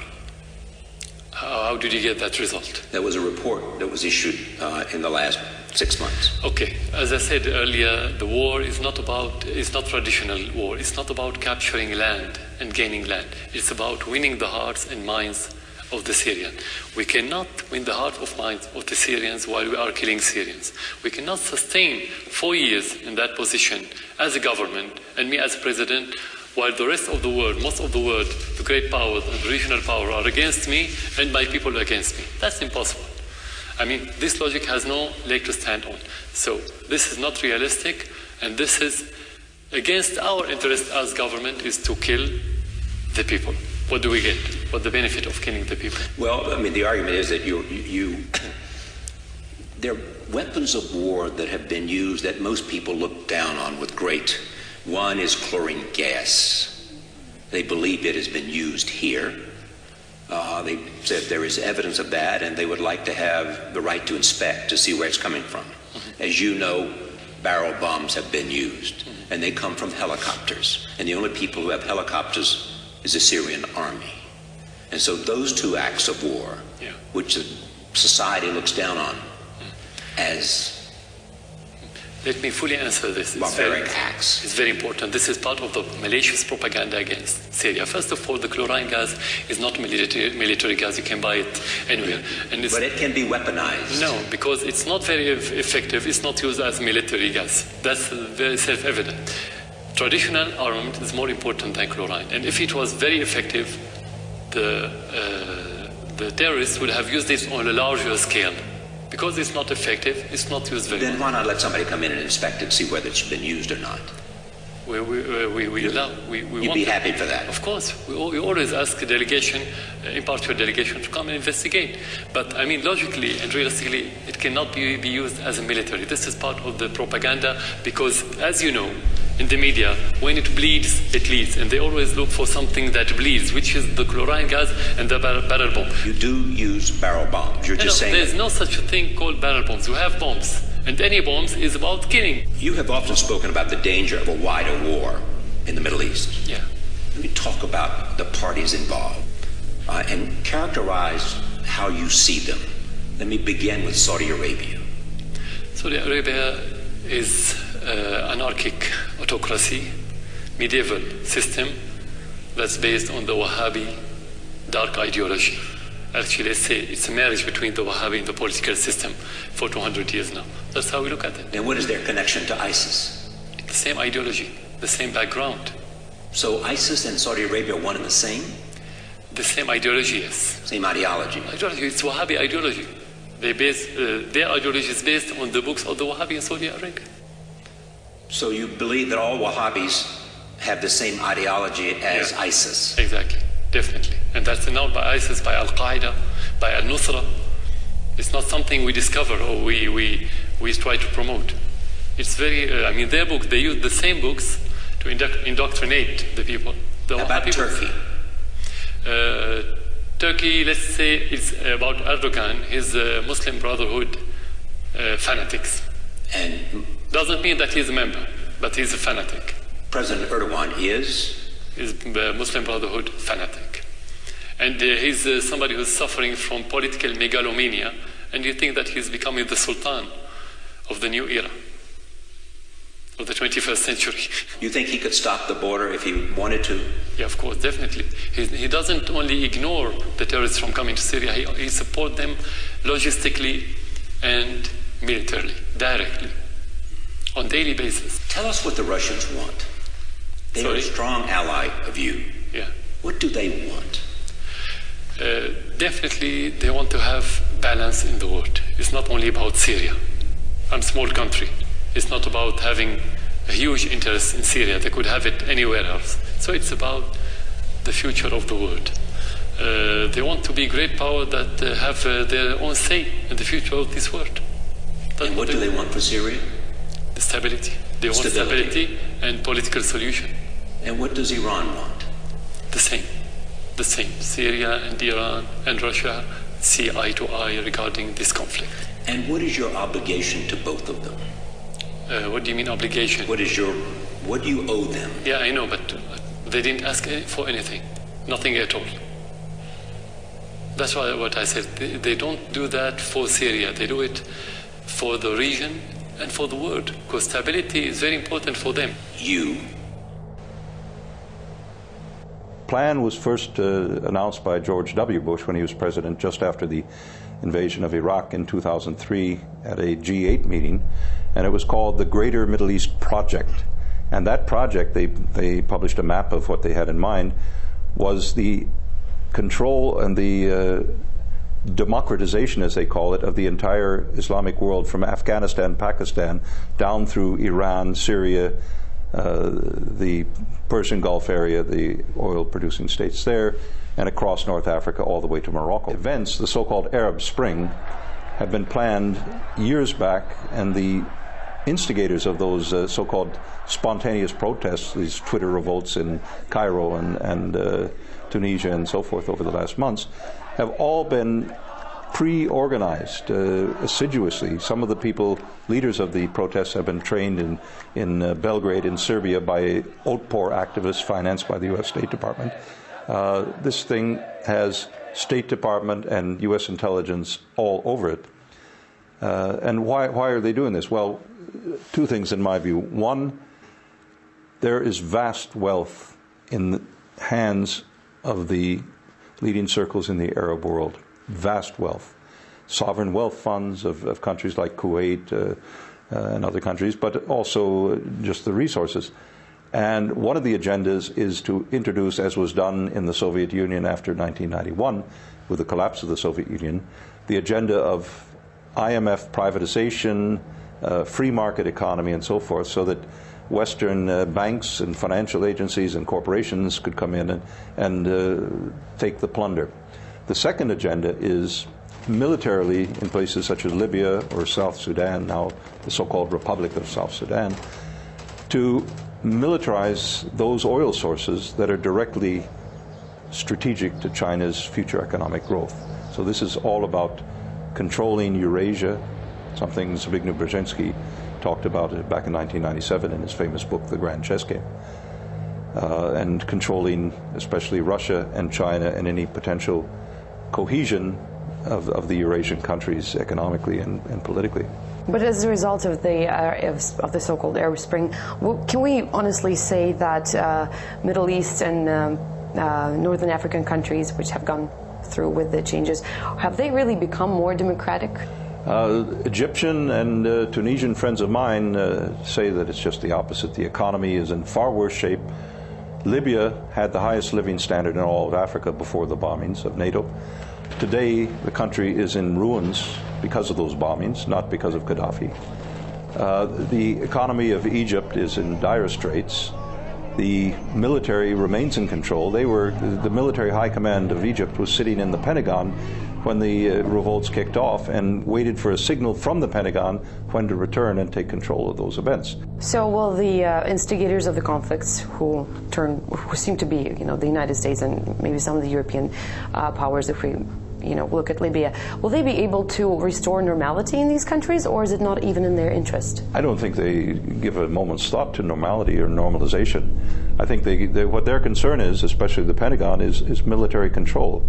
The next step will be in this so-called Transitional National Council in Libya is to have that puppet government give NATO permanent basing rights inside Libya, something they never had before under Gaddafi. South Sudan, a similar thing. They're defenseless unless they have NATO forces in there. The AFRICOM is coordinating this, the Pentagon's Africa Command, which was interestingly enough created just after China's 2006 Africa diplomacy, where 40 heads of African nations were invited to Beijing, and enormous deals were signed with the Chinese companies for oil exploration, to build hospitals, give soft loans, everything the IMF didn't do in Africa in the last 30 years. The Chinese began doing, and that had enormous results. The only way, as they see it, they can survive and keep the dollar as their instrument, Wall Street I'm talking about, is the gods of money, as I call it in my book, is to find new areas of loot. So the Arab Spring is directed against grabbing and privatizing the vast wealth of the Arab oil world and the Arab world generally, just as the use of the IMF in the former Soviet Union was consciously designed by Wall Street and by Washington in order to plunder the vast resources of Russia and the former Soviet Union and Warsaw Pact countries.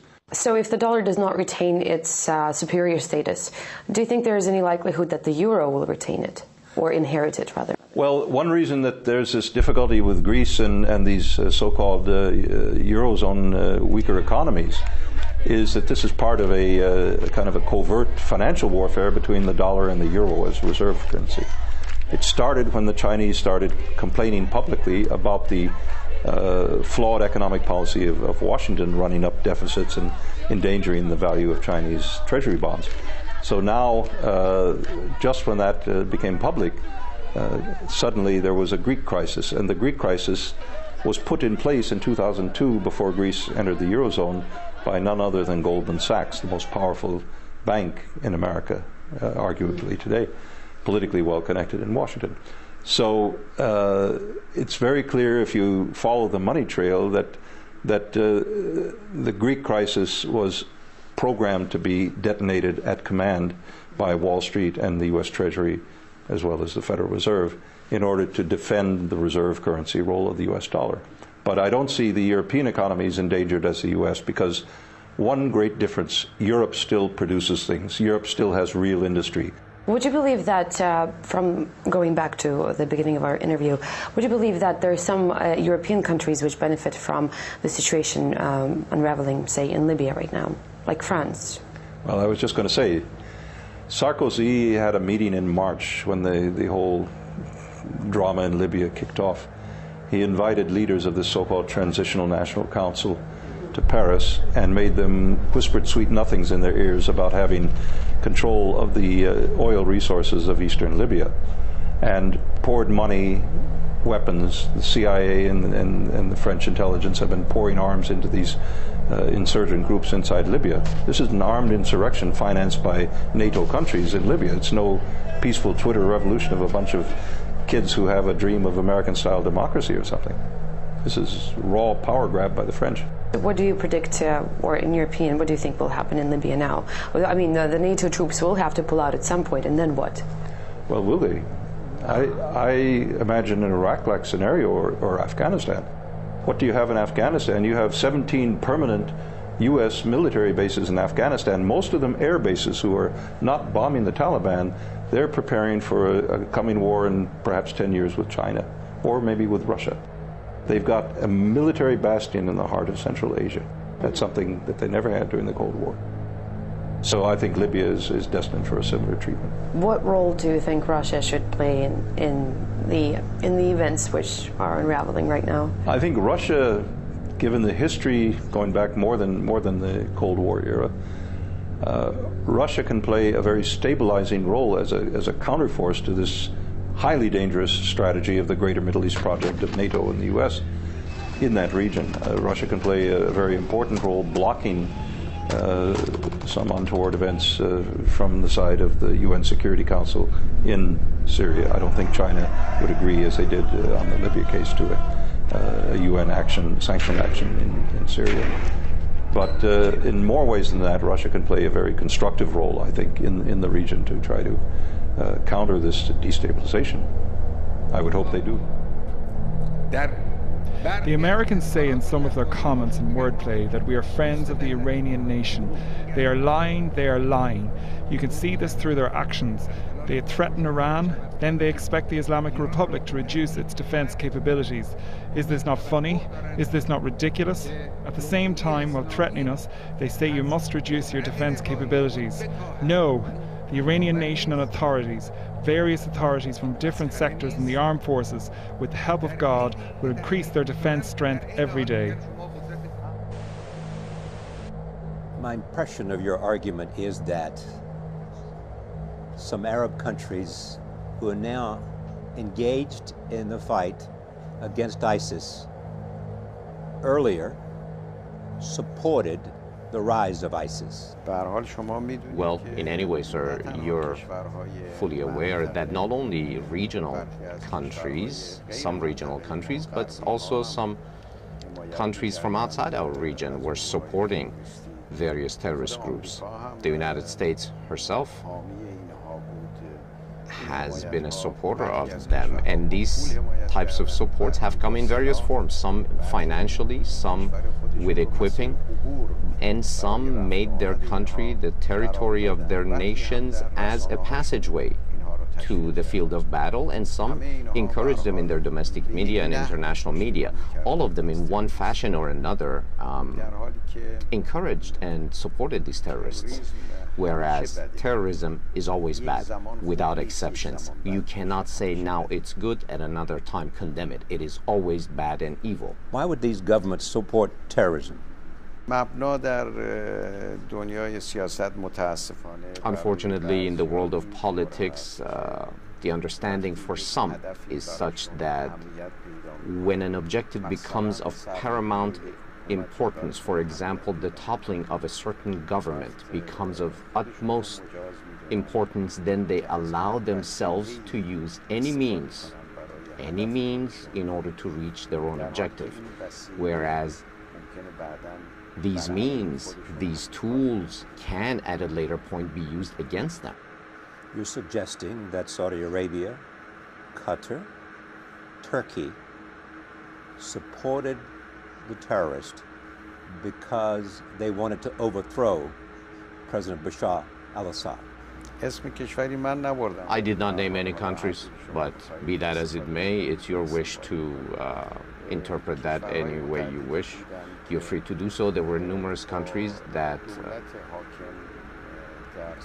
with the government, were opposed to the government in Syria and were under the impression that by supporting these terrorists they would succeed in toppling that government. But academic and author Dr. Michel Chossudovsky warned that the so-called war on terrorism is a front to propagate America's global hegemony and create a new world order. He was speaking at the International Conference on the New World Order, Recipe for War or Peace. Dr. Chossudovsky said terrorism is made in the US and that terrorists are not the product of the Muslim world. According to him, the US global war on terrorism was used to enact anti-terrorism laws that demonized Muslims in the Western world and created Islamophobia.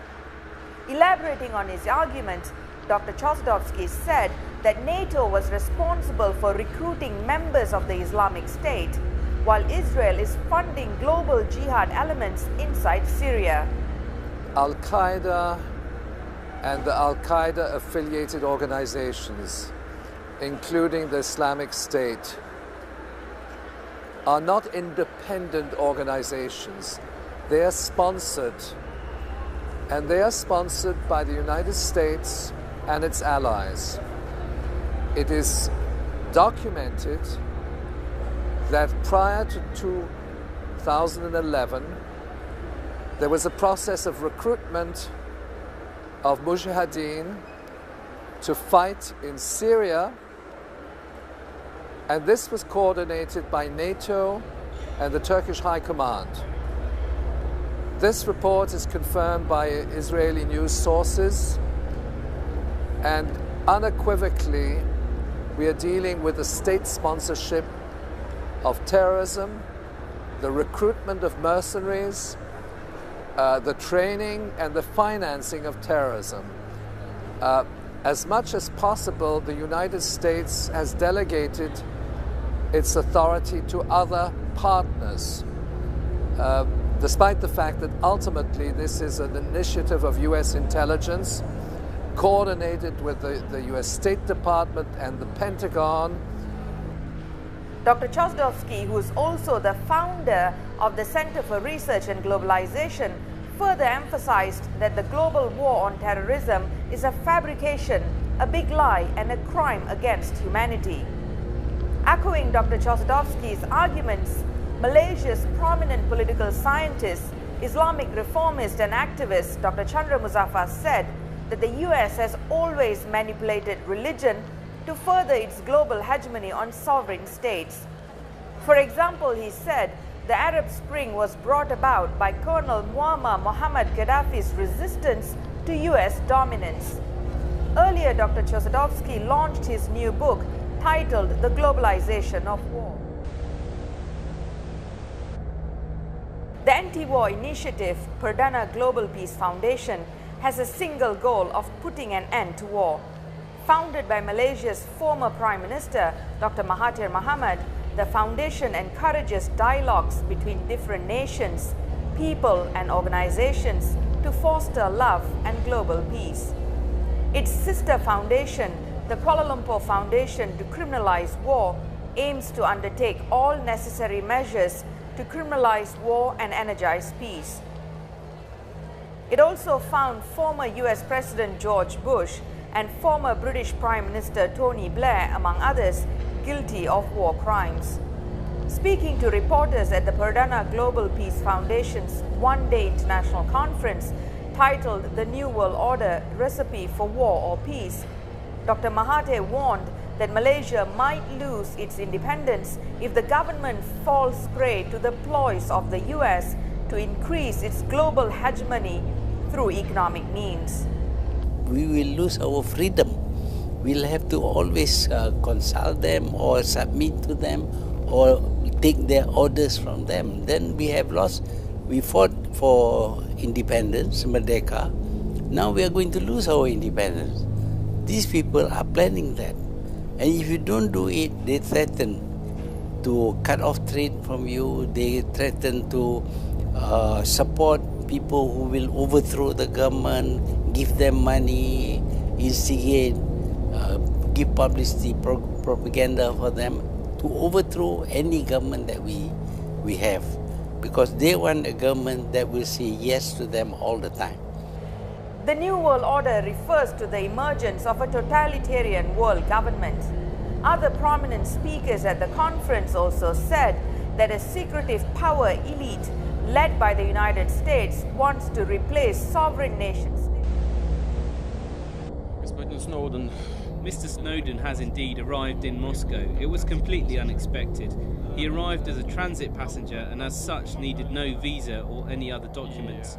He has a full right to transit. In this way he is free to purchase a ticket and fly to any destination he wishes. Он не пересекает государственные границы, поэтому ему виза не нужна. In doing so, he does not cross our state border and therefore needs no visa. Therefore, any accusations aimed at Russia are nothing more than utter nonsense. He is a transit passenger and as such is located in the transit area. Our special services have never interacted with Mr. Snowden before and they do not do it today. Что касается возможной выдачи, As for the possibility of extradition, we can only hand over foreign state nationals to those states that we have a relevant, valid international agreement on the extradition of criminals. We do not have any such treaties signed with the United States. And thank God, Snowden has not committed any crimes on the territory of the Russian Federation. есть и другой фигурант подобный. There is another person in a similar situation, that's Mr. Assange, who is demanded for extradition and called a criminal, just like Mr. Snowden. He considers himself a human rights activist and fights for the freedom of information. Ask yourself a question, whether anyone has to extradite such people so they are thrown into a jail. В любом случае, я бы лично предпочитал не заниматься. In any case, personally, I would like to not deal with such issues because it's like shearing a pig. There's a lot of squealing and little fleece. I hope that this will in no way affect the business-like character of our relationship with the United States. I hope that our partners will understand that. Mr. Snowden is a free man, and the sooner he picks his final destination, the better it will be for both him and us.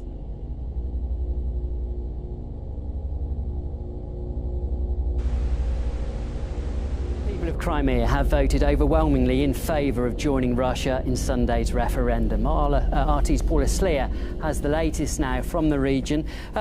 Paula, how are the results being received? Well, there's certainly a very cheerful and festive atmosphere here in the Crimean city of Sevastopol. The latest results, almost 97% of people voting overwhelmingly in joining Russia. This was an historic referendum. The voter turnout was 83%. Now, that is 2 to 3 times the number of people who turned out to cast their ballot than the last election that was held back in 2012.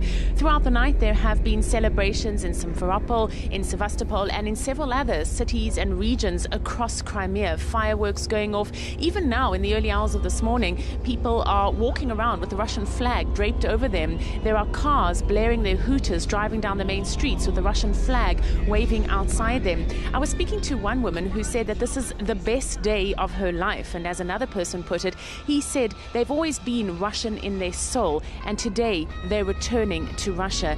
There's also been praise from the international observers who come here from more than 20 countries. They say that the election ran smoothly, there were no major hiccups and no reports of incidents or any kind of violations.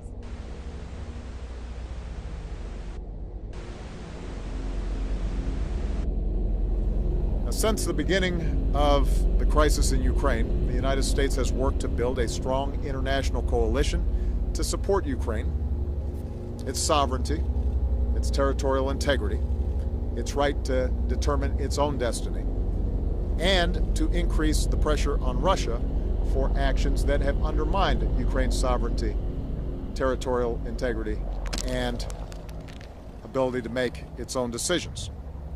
The core of that coalition is the United States and our European allies. In recent days, I've continued to coordinate closely with our allies and our partners to ensure a unified response to the shoot-down of Malaysian Airlines Flight 17 and Russia's continued arming of the separatists. And I've spoken several times with Prime Minister Rutte of the Netherlands and Prime Minister Abbott of Australia. Yesterday, I had a chance to speak with Prime Minister Cameron of the United Kingdom, President Hollande of France, Chancellor Merkel of Germany, and Prime Minister Renzi of Italy. We are united in our view that the situation in Ukraine ought to be resolved diplomatically, and that a sovereign, independent Ukraine is no threat to Russian interests. But we've also made it clear, as I have many times, that if Russia continues on its current path, the cost on Russia will continue to grow. And today is a reminder that the United States means what it says. And we will rally the international community in standing up for the rights and freedom of people around the world. Today, and building on the measures we announced 2 weeks ago, the United States is imposing new sanctions in key sectors of the Russian economy: energy, arms, and finance. To look into new data on July's Malaysian passenger plane crash over Ukraine, which killed almost 300 people. An alleged whistleblower approached the Russian newspaper saying the plane was shot down by a Ukrainian fighter jet. Murat Gazdiev brings us more. According to this source, this witness, this alleged witness, he says that he worked at a Ukrainian airfield from which military jets flew sorties in the east of the country. He says that he witnessed 3 Ukrainian military jets taking off on the 17th of July, the day that MH17 went down. And he said that one of those jets was armed with anti-air missiles. But he says when it came back, it did not have those missiles. When the pilot got out, he was visibly shaken. Фраза была от него слышна, когда из самолета вылез. Самолет не тот. И вечером вечерняя фраза была вопрос у одного летчика к нему, к этому же. Что там с самолетом? На что тот ответил, самолет оказался в ненужное время, в ненужном месте. But the Ukrainian government has claimed that none of its jets were in the air when MH17 went down, that none of its jets flew any sorties, though the Russian government released radar data recordings showing a presumable Su-25 fighter jet, a Ukrainian Su-25 fighter jet in the vicinity of MH17 when it went down. This source, though, his identity remains hidden, fearing revenge attacks against his family, which are still in Ukraine. We spoke to the editor-in-chief of the newspaper that published the story. The witness told us that the pilot, whose name is Captain Voloshin, was shocked, confused, and in a state of mind he defined the passenger jet as an operational target. But the blame... There's too much secrecy regarding investigations, which is not very satisfactory. I cannot understand why the Malaysian government did not ask for the black box or for the wreckage that was found in Ukraine. It is quite unusual. Involvement of Malaysia is limited. And local media has not made a full coverage. They never send any team to take pictures there or to investigate. Local media, the mainstream media, is very much under the control of the government. Almost immediately after the plane was brought down, America accused Russia and then applied sanctions against Russia. We don't accept news like that. So you don't accept accusations against Russia? No, I don't think even the government accepts. We are very neutral about this because there is no real evidence. One of the suspects of shooting down the aircraft could be Ukraine because, well, they were fighting and we don't know who actually fired the missile, if it was the missile. Do you think this investigation is carried out objectively? I don't think so. I don't think so.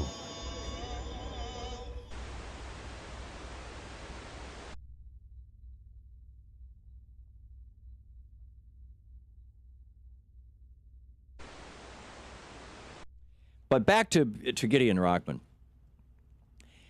He starts out with the question that so many of us have been asking, sometimes genuinely, sometimes rhetorically, particularly those of us who voted for President Obama and just don't understand why he is actually working harder at pushing the TPP than he ever did for the public option for Obamacare, which arguably would have turned Obamacare into, you know, an insanely successfully dynamic program. Which is not to say Obamacare has not had its successes. But, you know, why is this so important to him? There are two issues at play here, and they both have to do with China. Gideon Rachman, the headline is Obama's Pacific trade deal would not tame China. And he opens with this question, and only it's not rhetorical. He says, why is Barack Obama so desperate? And I think that that's a reasonably appropriate word. Why is Barack Obama so desperate to secure a Trans-Pacific Partnership trade deal?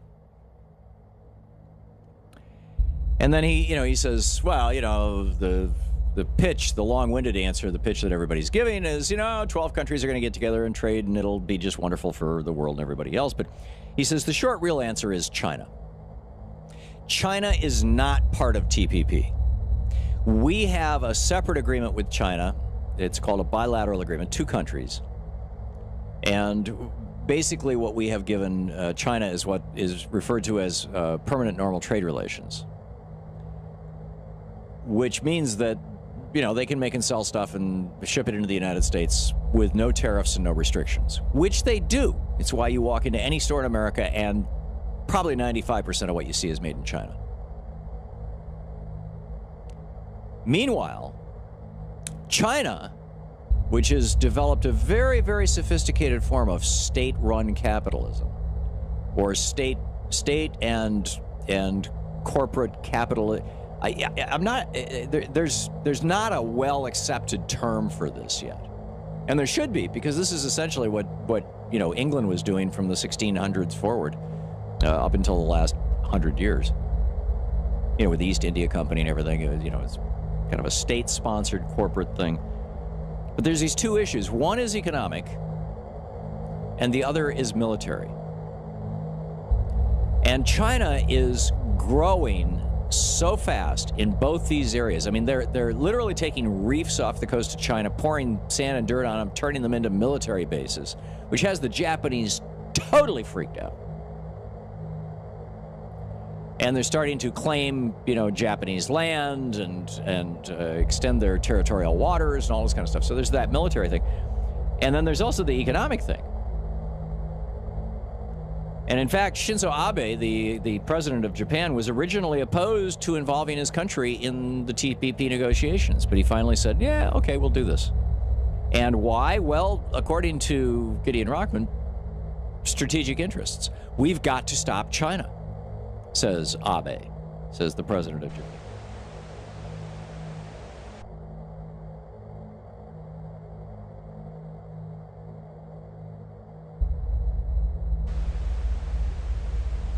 Jesuit education would consist in the creation of multiplying agents, Jesuit General Pedro Urupe, S.J. People underestimate the seductive enticements of the Jesuit network, who facilitate positions of power for individuals who will further the cause of the New World Order. Presidential candidates such as Donald Trump is one such individual who received a Jesuit education at Fordham Jesuit University. Hillary Clinton is controlled by the same shadow government via a different route, the military-industrial complex, Bilderberg Group, and the Council of Foreign Relations. Jeb Bush is subservient to the papacy. Ben Carson, a Seventh-day Adventist, is an enigma in the minds of many, especially the Seventh-day Adventists, who are puzzled to how a President of the United States can keep the Ten Commandments. Their beliefs, thou shalt keep the Sabbath day holy, and thou shalt not kill, banning foreign wars of conquest. These two commandments make it nearly impossible to be a US president, especially with a shadow government snapping at your heels.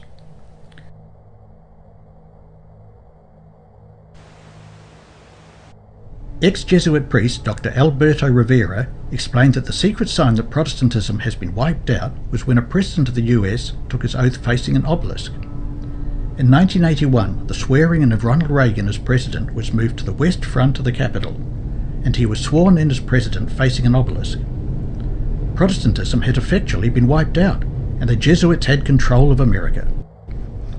Candidates running for US presidency know very well who must be appeased.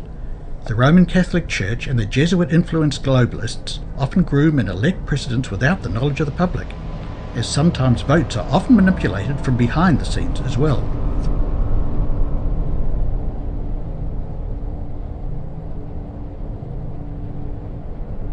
The mighty and widely ramified Order of St. Ignatius was powerful enough to procure by its interests far greater advantages to individuals than could any other corporation, fraternity, or even secular power. Jesuit General Jean-Baptiste Janssens. Murdoch, seen here at the Jesuit University of Georgetown, admitted his support of globalist plans of invading Iraq. But is there any agenda that you want to shape?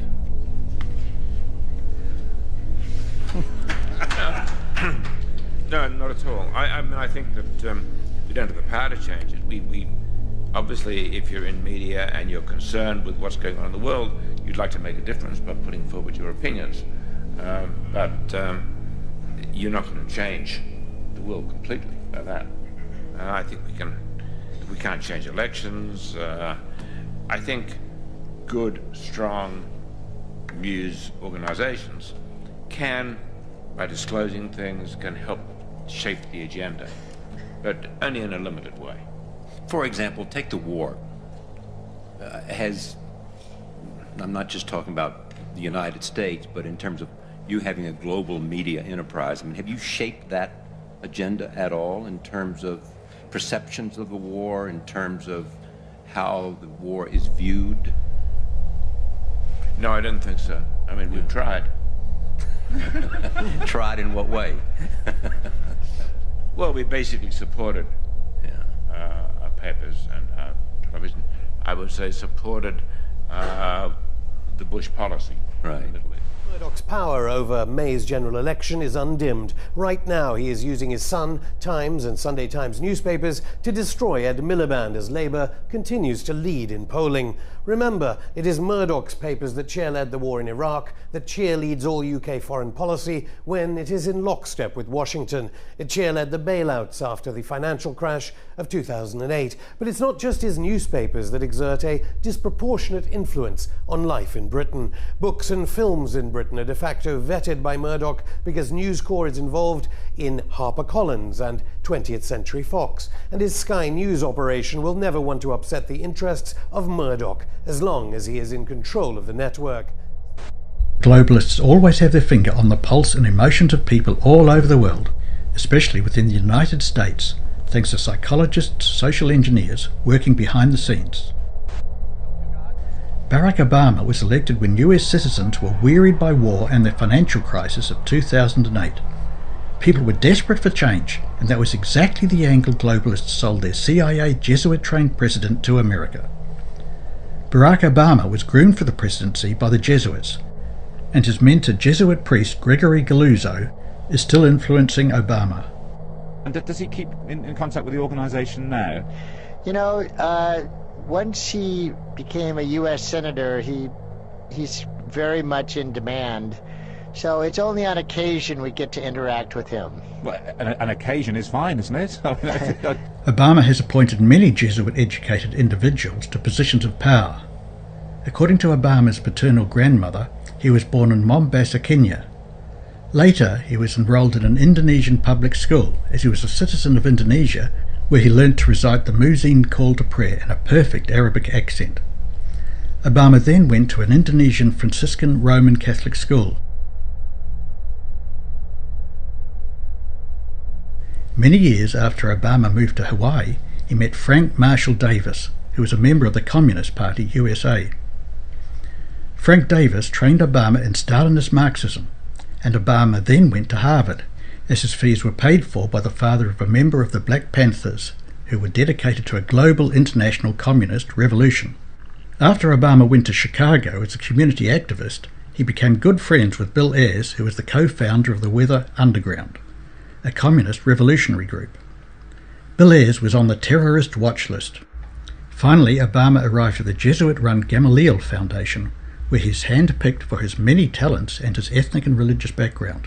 When you go to other countries, the political divisions are so much more stark and wider. Here in America, the difference between Democrats and Republicans, we're fighting inside the 40-yard line. Maybe you fooled most people on that in the last few months, I'd say. No. I would distinguish between the rhetoric and the tactics versus the ideological differences. I mean, in most countries, you've got, people call me a socialist sometimes, but no, you got to meet real socialists. You'll have a sense of what a socialist is.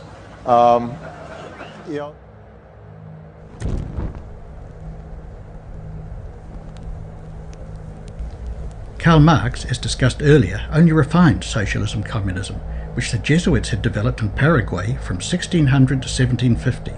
This required implementing the teachings of both Plato, who wrote Plato's Republic, and Thomas More, who wrote Utopia, and the Jesuits tested their communist ideology on the South American Indians. As we have said before, the Vatican is more aligned with fascism due to the structure of nationalist militarism and the proposed amalgamation of church and state. But a different style of communism could be sufficient for the papal agenda of world domination. Zbigniew Brzezinski, who had a Jesuit education, stated that he is not entirely against communism, but only the Soviet model, perhaps because this model leaves no room for religion. He discussed the circumstances in which it could be possible for the Soviet Union to rejoin the Western Marxist tradition. Note that he didn't say they would become constitutionalists and celebrate property rights and freedom. The point is they would join with the other types of Marxists in the West, who now have positions of power, but they don't tell anyone they're Marxists. So you may now understand that Obama had exactly the right credentials to be elected president for the era of change in the meshing of a capitalist, Marxist, fascist New World Order. In other words, state capitalism, with an authoritarian, yet thuggish, twist. Obama's use of cunning and indirect strategy uses a more modern form of Jesuitical tactics by conducting many assassinations by drones instead of the direct confrontational military action like the Bush-Cheney administration. Obama uses the method of regime change by coup d'etat, destroying the state from within, often training and funding rebels. Obama has signed unconstitutional laws into effect, like the NDAA crafted by Jesuit-trained Professor Viet Din, that effectively makes it possible to detain someone without charge or trial. Your elected officials, both the Senate and the House of Representatives, have just overwhelmingly passed the National Defense Authorization Act. Squeezed into this military funding bill are two provisions that give the military not just lots and lots of money, but lots and lots of power as well, through two very controversial provisions. One expands the use of military force in Afghanistan to include indefinite detention of anyone suspected of being a member of Al-Qaeda or, quote, associated forces. So, essentially, anyone. But here's the big one, folks. It gives the military the power to indefinitely detain American citizens, even those captured here in the United States. The Vatican, when she asserted power over the European nations from 538 AD to 1798 AD, exerted the same tactics of indefinite detention. The US government has no pangs of conscience using rectal hydration and waterboarding as a torture, extracting confessions. The very same tortures were used during the Spanish Inquisition in the 1500s by the Roman Catholic Church. So naturally, the Roman Catholic-controlled CIA brings the very same method back into play. CIA secret prisons have been exposed around the world, inflicting the heinous inquisitional forms of torture. Here is a map of countries that are complicit in the illegal detainment and torture of prisoners. Simon Perez recently stated that Pope Francis is more of a powerful peace advocate than the United Nations. So the relationship exists between the Zionist Jews and the Roman Catholic Church on many levels, as the common thread of Islam makes the Vatican and Zionist Israel unlikely bed partners. Israel procures favours of national security from Jesuit proxies and US government, not to mention nefarious business deals, as Jewish politicians do the bidding of New World Order advocates. Let us not forget that the Rothschilds are the guardians of the Vatican finance and treasury.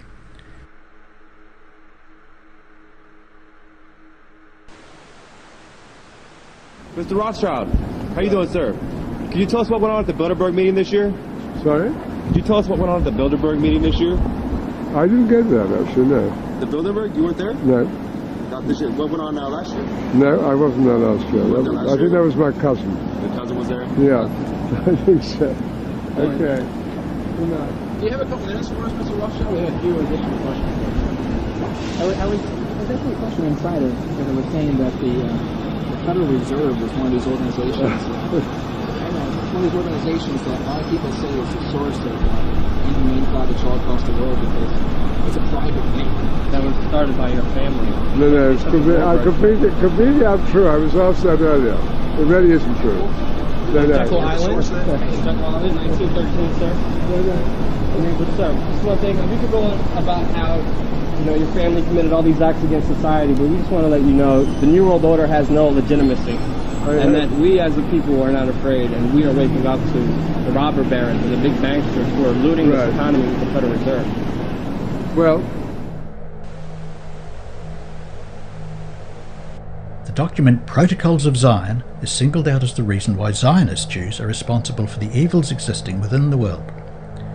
However, since this document just appeared out of thin air, many suspect it was meticulously construed to keep the Jesuits out of the limelight. Dr. Lehman uses his method of an anonymous document is best discovered by the document itself, by the cause it favours, convincingly demonstrating that this sinister document must have been forged by the Catholics, specifically by the Special Forces Order within Catholicism, the Jesuits. Zionism actually has little to do with Jewry. Here we see Orthodox Jews protesting against it. It would be more realistic to acknowledge Zionists as proxies of the Jesuits and involved in a symbiotic relationship.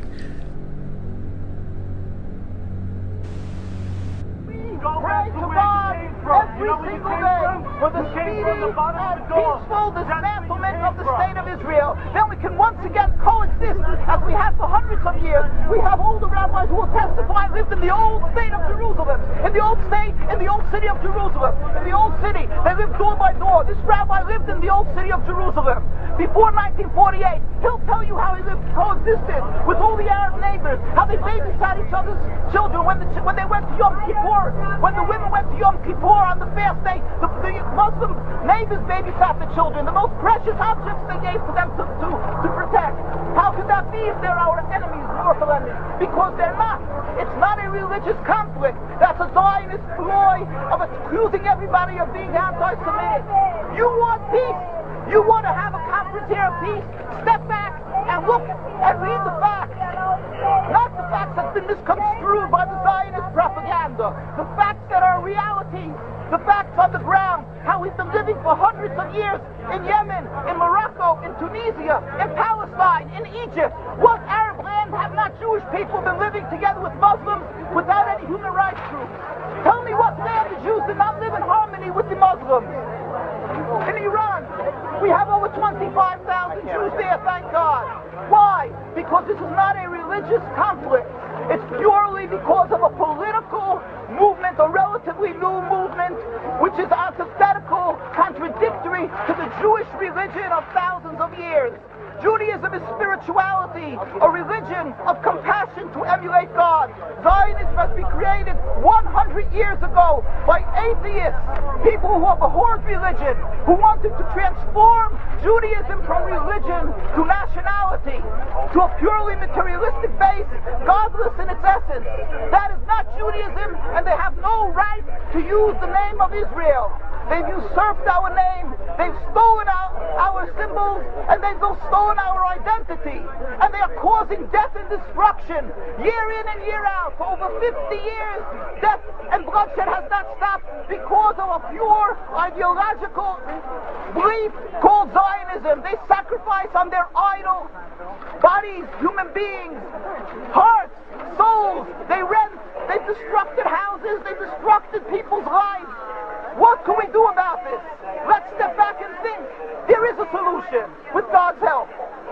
If we would put away the politics, then we could know that we've been living and coexisting together. We most profusely apologize to the Muslims, to the Arabs, for what has been done to them. And then we can return. They make restitution for what has been done to them. And then we will be able to live in harmony. Not an Israeli state, but one Palestinian state. One state that we have been living for hundreds of years. There will be peace. And you will see that this 50 years has been a nightmare, a mirage, and nothing to do. Pure fear-mongering, that's what Zionism does. It's panic, going into a theater and yelling, fire, fire, that's what Zionists do. We've been living with the Muslims. We've been living, yes, Ahmadinejad keeps on stating that he does not want to harm the Jews, but the Zionists keep on antagonizing him. Of course you don't, because you have an agenda. You want to further Zionism. You want enemies. You want enemies in order to be able to say you're protecting the Jews. We don't want enemies. We want to live in peace. We have been always living in peace with the Muslims, and we will, with God's help, continue to live with them in peace. We implore the participants in this conference, read, step back, study the history. While Jews do hold many positions in the finance sectors like the Federal Reserve and banking, the majority of positions in media, government, military and business are held by Roman Catholics, or those who have connections with the Vatican. Here we see DHS executive Jer Johnson at a Jesuit university. Janet Napolitano was also educated at a Jesuit university, and Michael Chertoff, the US Secretary of Homeland Security, is a Jew who, like most Zionist Jews, is subservient to the original Men in Black, the Jesuits. Michael Chertoff was the co-author of the Patriot Act. Michael Chertoff's wife, Meryl, is a professor of law at Georgetown Jesuit University.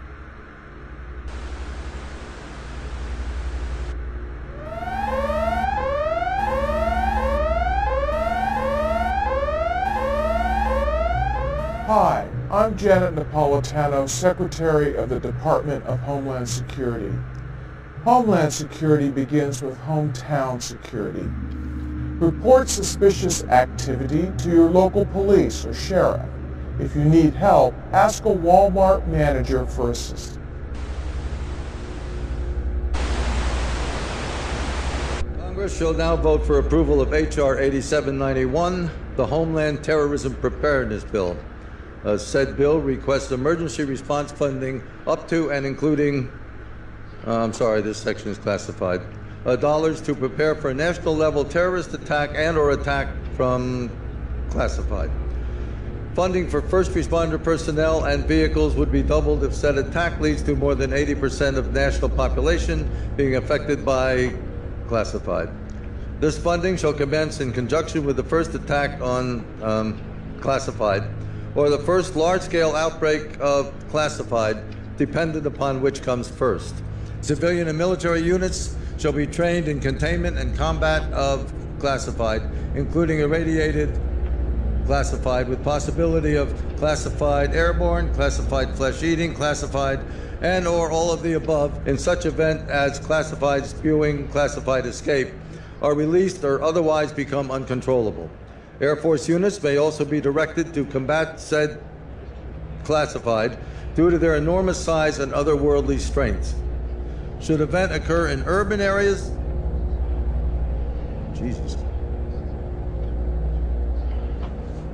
that's classified, far surpassing our darkest nightmares. Should casualties exceed classified, body disposal actions shall be halted and associated resources shall be reallocated to classified underground, classified protected birthing centers. A new Bill of Rights shall be drafted and approved by classified.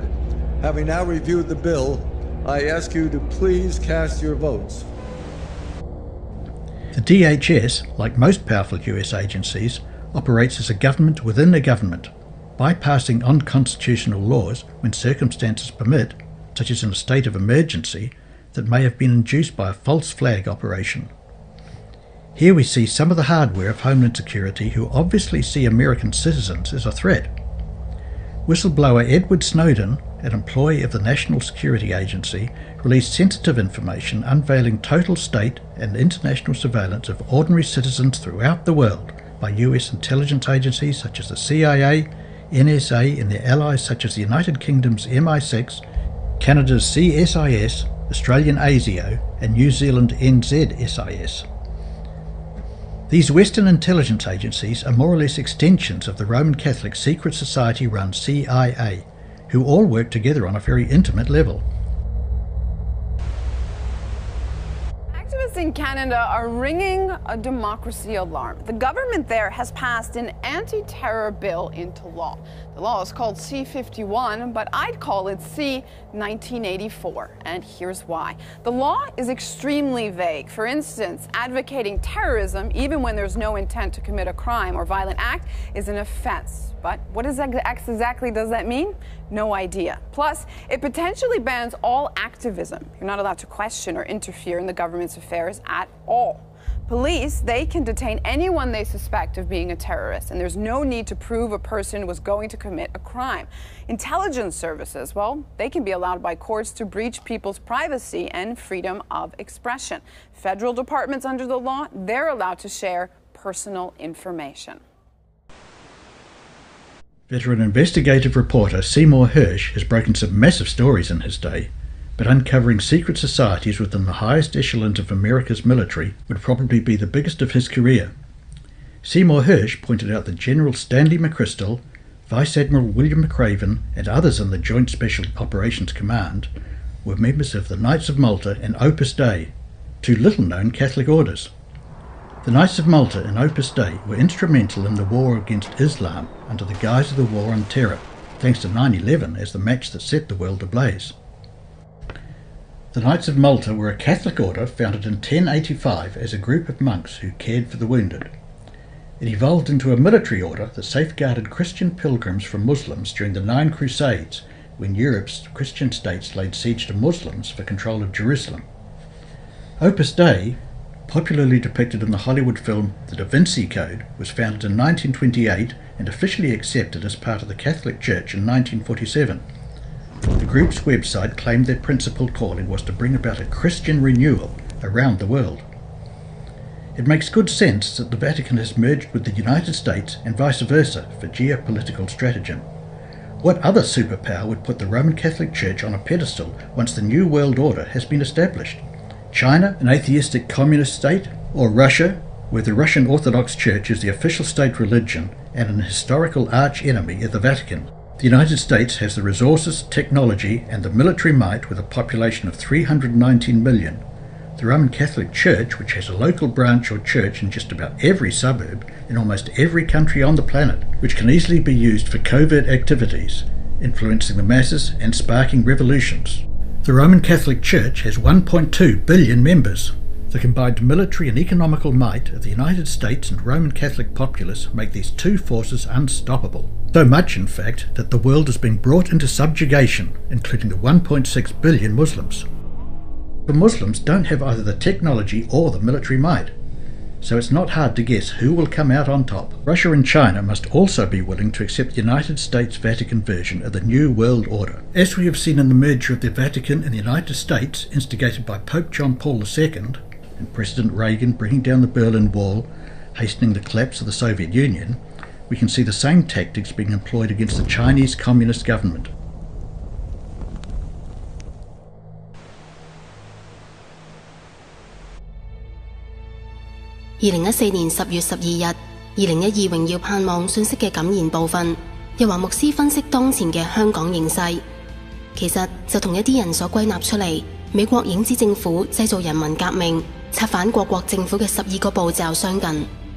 第一，派美國中情局、英國軍情六處等情報人員，以留學生、遊客、義工、商人、記者嘅身份進入目標國家。第二，以人道目標為理由，開設民主、人權為主旨嘅非政府機構，開展工作之餘，亦都可以招攬一啲崇尚自由同埋理想嘅人。第三，開始喺當地招攬一啲叛徒，尤其係學者、政客、記者、軍人等，可以係賄賂嘅方式，或者係揾出佢哋嘅罪證以控制佢哋。第四，如果目標國家有工會勢力，就會以金錢收買佢哋。第五，為革命創作或者選擇一種象徵顏色或者鮮明嘅口號，例如1968年嘅布拉格之春、1989年東歐嘅天鵝絨革命、2003年格魯吉亞嘅玫瑰革命、2005年黎巴嫩嘅雪杉革命、烏克蘭嘅橙色革命、伊朗嘅綠色革命、茉莉花革命、阿拉伯之春，甚至香港嘅雨傘革命。第六，以唔同名義開始示威，從而展開革命運動。示威嘅名義可以係人權、民主、政府腐敗、選舉舞弊等，唔需要揾出證據，只需要揾到藉口就可以。第七，以英語寫上抗議標語，好讓美國人能夠睇見，咁樣就能夠使到美國政客同埋平民開始發出呼聲。第八，讓之前所收買嘅政客、知識分子、工會領袖等加入示威，並且號召所有對政府唔滿意嘅人加入。第九，美國同埋歐洲嘅主流傳媒配合，不斷強調呢一場革命係因為各種唔公平所導致，從而獲得大多數人嘅支持。第十，當全世界都注視，就製造偽旗行動，拍攝人民被打壓嘅影像，以動搖目標政府，令政府失去人民嘅支持。第11，派出一啲引發暴亂嘅演員，以武力挑釁警方，迫使警方使用武力鎮壓，咁樣就可以使呢個政府失去其他國家嘅支持，被國際社會認為係非法政權。第12，運用政客到美國、歐盟、聯合國等地方陳情，使到目標政府受到國際經濟制裁，設立禁飛區，甚至協助空襲及供應武器俾叛軍。如果上述12個步驟都未能夠成功推翻目標政府，咁樣就讓美國尋找一個藉口作軍事介入，以武力推翻目標國家。事實上，呢12點亦都非常有效同埋成功。2007年，一位曾任北大西洋公約組織 NATO 嘅歐洲盟軍司令部美國退休4星將軍 Wesley Ken Clark 喺一個講座中提及，喺2001年911事件發生後冇幾耐，國防部曾經發出一個指令，就係喺5年內攻擊同埋推翻7個國家，包括伊拉克、黎巴嫩、利比亞、索馬利、蘇丹同埋伊朗。雖然呢個國防計劃並未有喺5年內完成，但係10多年之後，根據呢12個步驟，美國藉住阿拉伯之春同埋反恐戰爭，呢7個國家有啲已經被推翻，有啲陷入內戰，有啲亦都已經係崩潰嘅邊緣。因此，世界局勢、國家嘅被推翻，並唔係人民作出偶然或者自發嘅行動而造成，相反係經過精心策劃同埋計算。事實上，如果要推翻一個國家，以內部革命導致崩潰嘅方式，遠比出兵攻打便宜得多。亦都因此，美國不斷運用呢12個步驟去策反唔同嘅敵對國家。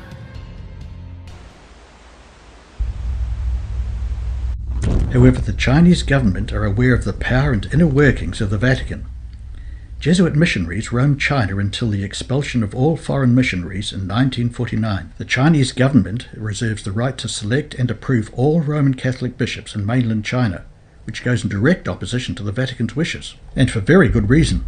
The Vatican is political and has influence over its subjects, instigating and facilitating revolutions. Not since a dispute in 1951 have China and the Vatican had diplomatic relations. The selection of the Roman Catholic cardinals in Hong Kong at this time is under the direction of the Vatican. Pope Benedict XVI appointed Hong Kong Bishop Joseph Zen Zikuan as cardinal on February the 22nd, 2006, but the Chinese government warned that church leaders should not interfere in the country's politics. Anthony Liu, or Liu Beinan, is the honorary chairman of the state-run Chinese Catholic Patriotic Association, and stated that he hoped the appointment would not disrupt social stability in Hong Kong, and that Beijing's position on refraining from establishing diplomatic ties with the Vatican had not changed because of the appointment of Cardinal Zen, who is known for his outspoken appeals for maintaining diplomatic freedoms in Hong Kong and human rights on the mainland. However, lately, human rights violations perpetrated by the United States government exceed those of China.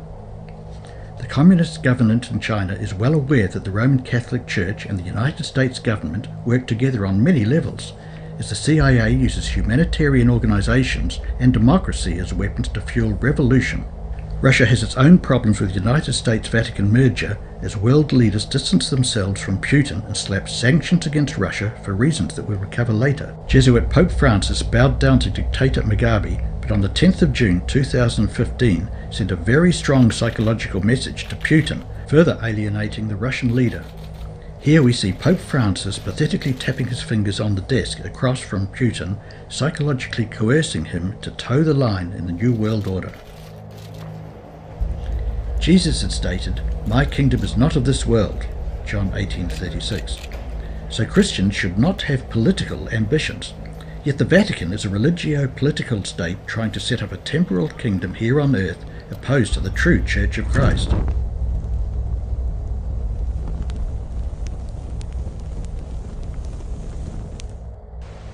The Vatican has led the Western world to believe that Sunday is the same holy day revered in the Bible. The Sabbath, Saturday, is the correct day, and there is not one verse in the Bible that backs Sunday keeping. Sunday is a creation of the offshoot of the Christianity that became the Roman Catholic Church. After all ideologies, nations and religions that challenge the Pope's power are neutralized, the Vatican will work through the United States to enforce a worldwide Sunday law. It's the beginning of a New World Order religion.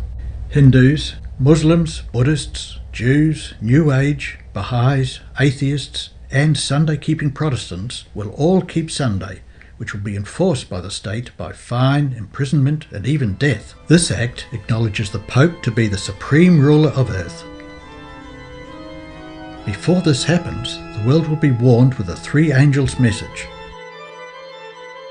And I saw another angel fly in the midst of heaven, having the everlasting gospel to preach unto them that dwell on the earth, and to every nation and kindred and tongue and people, saying with a loud voice, Fear God and give glory to him, for the hour of his judgment is come, and worship him that made heaven and earth and the sea and the fountains of waters. And there followed another angel, saying, Babylon is fallen, that great city, because she made all nations drink of the wine of the wrath of her fornication.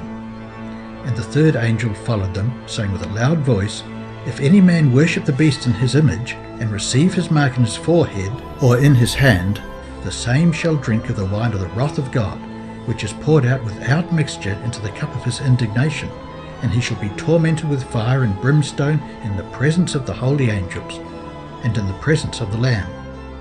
And the smoke of their torment ascendeth up for ever and ever, and they have no rest day or night who worship the beast in his image, and whosoever receiveth the mark of his name.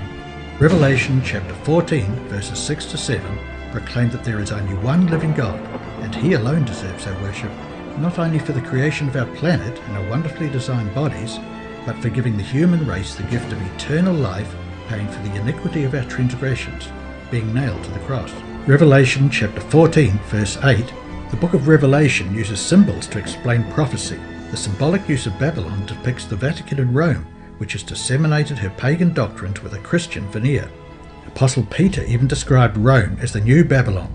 1 Peter chapter 5 verse 13, The church that is at Babylon, elected together with you, saluteth you, and so doth Marcus my son. Ancient Babylon was a polytheistic religion including the worship of a sun god, which practiced on Sunday. The pure gospel was perverted, and the Roman Catholic Church was the result. Apostle Paul warned of this apostasy, 2 Thessalonians chapter 2 verses 7 to 9. For the mystery of iniquity doth already work, only he who now letteth will let, until he be taken out of the way. Apostle Paul explained that error was creeping into the church, and that when the Western Roman Empire came to its end, the papacy would take its place, and the Pope would arise. Roman Catholicism is simply a mixture of Christianity and paganism. The same polytheistic religion of Babylon exists today within the walls of every Catholic church. The veneration of saints, which simply replaced the many Babylonian gods. Babylonian Semiramis, who became Mary, and the worship of a sun god, are all inventions of ancient Babylon. Even the statue of Peter is actually the pagan god Jupiter, that was removed from the Pantheon in Rome and placed in St. Peter's Basilica. The Babylonian god Utu or Shamash became Sol Invictus in the Roman Empire, worshipped as the sun god on Sunday, Dies Solis, the day of sun. Revelation chapter 17 verse 5, And upon her forehead was a name written, Mystery, Babylon the Great, the mother of harlots and abominations of the earth. Mystery Babylon can be understood in this dictionary definition. Mysteries, the secret rites of Greek and Roman pagan religion, or of any ancient or tribal religion, to which only initiates are admitted. The practices, skills, or law peculiar to a particular trade or activity, and regarded as baffling to those without specialized knowledge. Revelation chapter 17, verses 5, explains that this mystery religion appears in the guise of Christianity, but really is Babylonian paganism, understood by high-ranking cardinals and Jesuits. Mother of harlots means that the Roman Catholic Church has harlot daughters, and these unfaithful offspring have been seduced by Babylonian doctrine. Sunday-keeping Protestants came out of the Mother Roman Catholic Church during the Reformation and clung to Sunday worship. Interesting enough is that the Vatican minted coins depicting herself, just as the Bible predicts. Revelation chapter 17 verse 4, And the woman was arrayed in purple and scarlet colour, and decked with gold and precious stones and pearls, having a golden cup in her hand full of abominations and filthiness of her fornication. The cup that the woman is holding has a sun in it, depicting her fornication with the Babylonian religious sun worship or Sunday keeping instead of the Christian Sabbath. Purple and scarlet, also referring to Revelation chapter 17 verse 4, can be seen in the colours of priestly garments. Revelation chapter 14 verse 8 tells all people in this Babylonian system of deception to come out of her.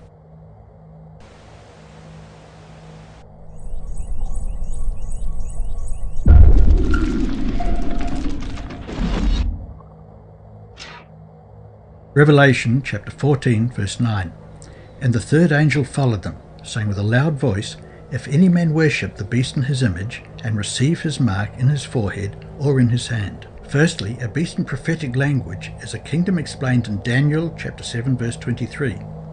Since we have established the papacy as this beast, what is her mark? Sunday is our mark or authority. The Church is above the Bible, and this transference of Sabbath observance is proof of that fact. The Catholic Record of London, Ontario, September the 1st, 1923. The Sunday is purely a creation of the Catholic Church. American Catholic Quarterly Review, January 1883. Sunday is the law of the Catholic Church alone. American Sentinel, Catholic, June 1893. The Fourth Commandment, Exodus chapter 20, verse 8. Remember the Sabbath day, to keep it holy. Even after the death and resurrection of Christ, the apostles kept the Sabbath, Saturday, and taught and founded all churches with the inclusion of the Fourth Commandment. The early churches, which included Gentiles in the region of Galatia, Corinth, Thessalonica and Rome, all kept Saturday as the Sabbath. Roman Emperor Constantine claimed that he had seen a vision with a cross in the sky with the writing "In hoc signo vinces," translating to "In this sign you will conquer." Constantine made a nominal conversion to Christianity, and under the influence of his apostate flatterer, the Bishop of Caesarea, named Eusebius, Constantine made a stately decree enforcing the change of the Sabbath day from Saturday to Sunday, amalgamating paganism and Christianity. Both pagans and Christians seem to be united in a shrewd political move, but at the cost of the Fourth Commandment: remember to keep the Sabbath day holy. Under the enforcement of the state, many Christians compromised. This act was the beginning of mainstream Christianity keeping Sunday that has passed on through many generations. The Jesuit insignia IHS is said to be the Latinized version of Jesus in Greek. But Catholicism as a mystery religion has exoteric and esoteric meanings, like the inverted cross, Jupiter as Peter, and IHS as a Jesuit insignia, which are all well known by the inner circle of initiates. The IHS insignia includes a cross and 3 nails representing a V, which translates to "In hoc signo vinces," "In this sign you will conquer," with a sunburst. Ignatius Loyola, the founder of the Jesuits, had ambitious plans of conquering the world, using his illustrious order to bring absolute power back to Rome. The coat of arms for Jesuit Pope Francis has the Jesuit insignia on it as well, and is prophesied that the Vatican will conquer in this sign of the cross and the sun, but only for a very short space of time until God's wrath comes upon them.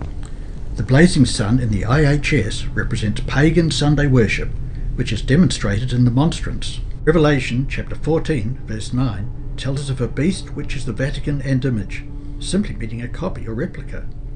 If any man worship the beast in his image and receive his mark in his forehead or in his hand, the image of the beast simply means a replica of Rome. The United States, with all its Roman architecture, will enforce Rome's spurious Sabbath of Sunday.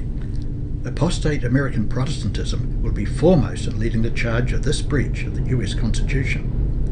The First Amendment guarantees freedoms concerning religion, expression, assembly, and the right to petition. It forbids Congress from both promoting one religion over others and also restricting an individual's religious practices. Revelation chapter 14 verse 9. If any man worship the beast in his image and receive his mark in his forehead or in his hand. Here the forehead symbolizes the seat of morals and choice by honouring Sunday as the Sabbath, and the hand signifies that by actions they will observe Sunday, not engaging in any work keeping the day holy. In Europe, Sunday is being marketed by the Jesuits using the European Sunday Alliance as a front, being a family day of rest. So individuals who receive the mark in the hand may be motivated by penalties that the state enforces or on the premise that Sunday be a family day of rest. Revelation chapter 13 verse 16. And he causeth all, both small and great, rich and poor, free and bond, to receive a mark in their right hand or in their foreheads. Revelation chapter 13 verse 17.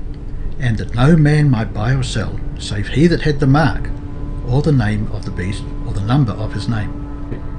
With the rapid development of technology, the implementation of the mark of the beast will be effortless, thwarting any buying or selling by those who resist the mark. Many think the RFID chip is the mark of the beast, but that does not fit the mark of the beast prophecy, though it is possible that it could be used to restrict the buy or sell. But there are other technologies that are more practical than the RFID chip. Karin Linder stocks up on supplies at the supermarket. But Karin, like most people here in Sweden, won't be paying with cash when she gets to the checkout. I personally never use cash. As you see here, I'm shopping. I use my scanner. When I check out, I'll use my credit card, and my banking I do on my iPhone. So that's it. I don't need any cash.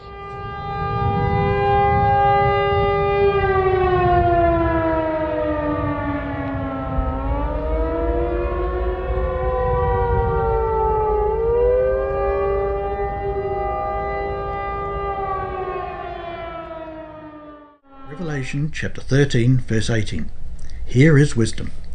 Let him that hath understanding count the number of the beast, for it is the number of a man, and his number is 666. The Pope's Latin title, Vicarius Filii Dei, has been strenuously denied in recent years by the Vatican, perhaps because it adds up to 666. However, the documentation goes all the way back to the donation by Constantine in the medieval times, the first pope being his successor. The Vatican has already admitted Vicarius Filii Dei to be the Pope's title in earlier Catholic publications, so they won't be weaseling their way out of this one anytime soon. The letters inscribed in the Pope's mitre are these: Vicarius Filii Dei, which is the Latin for Vicar of the Son of God, our Sunday visitor, April the 18th, 1915. Amazingly enough is that Vicarius Filii Dei adds up to 666 in Latin, Greek and Hebrew. Daniel chapter 7 verse 25. And he shall speak great words against the Most High, and shall wear out the saints of the Most High, and think to change times and laws. And they shall be given into his hand until a time and times and the dividing of time. Daniel chapter 7 verse 25 speaks of the saints being persecuted for 1260 years by the Catholic Church, using the prophetic day year principle. Daniel chapter 7 verse 25 predicts that the Pope will change God's law, which happened with the change of the fourth commandment expanding Constantine's civil decree, the Sabbath from Saturday to Sunday. One of the biggest misconceptions is that Sunday is the seventh day of the week, when in fact the seventh day is Saturday. One only needs to look on your mobile phone or calendar to see which comes first, or just look it up on the internet. Sunday is in fact the first day of the week. Revelation chapter 7:25 also predicts that the Pope will change times. That happened as well. The Gregorian calendar, also called the Western calendar in the Christian calendar, is internationally the most widely used civil calendar. It is named for Pope Gregory XIII, who introduced it in 1582. Revelation chapter 13 verse 15. And he had power to give life unto the image of the beast, that the image of the beast should both speak, and cause that as many as would not worship the image of the beast should be killed. This simply states that the Vatican gives power unto the image of the beast, which is the United States of America in the form of apostate Sunday-keeping Protestantism, to persecute anyone opposed to the New World Order. Venerable Day of the Sun. Revelation chapter 14 verse 10. The same shall drink of the wine of the wrath of God, which is poured out without mixture into the cup of his indignation, and he shall be tormented with fire and brimstone in the presence of the holy angels, and in the presence of the Lamb. Revelation chapter 14 verse 11. And the smoke of their torment ascendeth up for ever and ever, and they have no rest day or night, who worship the beast in his image, and whosoever receiveth the mark of his name. Revelation chapter 20 verse 4. And I saw thrones, and they sat upon them, and judgment was given unto them. And I saw the souls of them that were beheaded for the witness of Jesus, and for the word of God, and which had not worshipped the beast, neither his image, neither had received his mark on their foreheads or in their hands, and they lived and reigned with Christ 1,000 years. In recent times, the drugs used for state executions have not always been readily available, and it is probable that the guillotine which Revelation chapter 20 verse 4 describes will make a comeback. Roman Catholic Clarence Thomas I believes that the Constitution left religion to the states, that the First Amendment's prohibition against Congress's enacting laws on the establishment of religion was intended to protect the right of states to do as they please. It is evident Clarence Thomas is Vatican coadjutor. The intent and motive of his views is so that states in America enact blue laws that are already on the book of some US states. Blue laws are laws designed to enforce religious standards, such as the institution of Sunday keeping. Book of Daniel chapter 2 gives a prophetic outline of kingdoms that will reign on earth. Daniel 2:31-35. Thou, O king, sawest, and behold, a great image. This great image, whose brightness was excellent, stood before thee, and the form thereof was terrible. This image's head was of fine gold, his breast and his arms of silver, his belly and his thighs of brass, his legs of iron, his feet part of iron and part of clay. Thou sawest till that a stone was cut off without hands, which smote the image upon his feet that were of iron and clay, and brake them to pieces. Then was the iron, the clay, the brass, the silver, and the gold broken to pieces together, and became like the chaff of the summer threshing floors. And the wind carried them away, so that no place was found for them, and the stone that smote the image became a great mountain, and filled the whole earth. The head of gold represents the kingdom of Babylon. The chest and arms of silver represent the kingdom of the Medes and Persians. His belly and thighs of brass represent the kingdom of ancient Greece. The legs of iron represent the Roman Empire, and the feet of iron and clay represent the mingling of churchcraft and statecraft, legislating the spurious Sunday as the Sabbath influenced by the papacy, which is simply a continuation of the Roman Empire represented by the iron. The stone that smote the feet of the image is the second coming of Jesus Christ, and the mountain is the kingdom which God will set up that lasts forever. A mountain represents a kingdom, authority, or rule. Psalm 30 verse 7, Isaiah 2 verse 2, Daniel 44 and 45, Revelation 17 verses 9 to 11. The metals in the statue of Nebuchadnezzar could also be said to represent facets of the last empire, the New World Order, the amalgamation of philosophies and ideologies of each kingdom. Babylonian sun worship, the Medes and Persians represent irreversible decrees as well as worship of a sun god. Greece represents democracy, human reasoning through philosophy, including evolution through Aristotle, as well as communism via Plato. Rome represents persecution, sun worship, and structure of the Roman Empire as a model of the New World Order. All these characteristics will be interwoven in the last empire. Revelation chapter 17 verses 12 to 13. And the 10 horns which thou sawest are 10 kings, which have received no kingdom as yet, but receive power as kings 1 hour with the beast. These have one mind, and shall give their power and strength unto the beast. Revelation chapter 17 verse 12 states that 10 kings will arise that will give power to the Vatican for a short space of time before the coming of Jesus Christ. We can see that trading blocs like GAFTA, NAFTA, and the European Union are rising throughout the world, and it is possible that these 10 kings represent the leaders of those unions that will give power to the Pope. On the 17th of September 1973, the Club of Rome published a report entitled The Regionalised and Adaptive Model of the Global World System, which was authored by Eduard Pestel and Mihajlo Mesarovic. The report revealed the club's intention to divide the world into 10 economic political regions called kingdoms, which would unite the entire world under a common leadership. These regions are North America, Western Europe, Japan, Australia and South Africa, Eastern Europe, Latin America, North Africa and the Middle East, Main Africa, South and Southeast Asia, South and Southeast Asia, Centrally Planned Asia. As we speak, there are 10 economical world regions: NAFTA, the North American Free Trade Association; SAFTA, South Asian Free Trade Area; AFTA, ASEAN Free Trade Area; CEFTA, Central European Free Trade Agreement; CISFTA, 8 CIS member states; CAMESA, Common Market for Eastern and Southern Africa; GAFTA, Greater Arab Free Trade Area; GCC, Cooperation Council for the Arab States of the Gulf; CICA, Central American Integration System; TPP, Trans-Pacific Partnership. These blocks might be adjusted and fine-tuned somewhat, but the Bible states that 10 kings will arise and give power unto the beast. These trading blocks give a basic outline, but by no means the final representation of the 10 kings.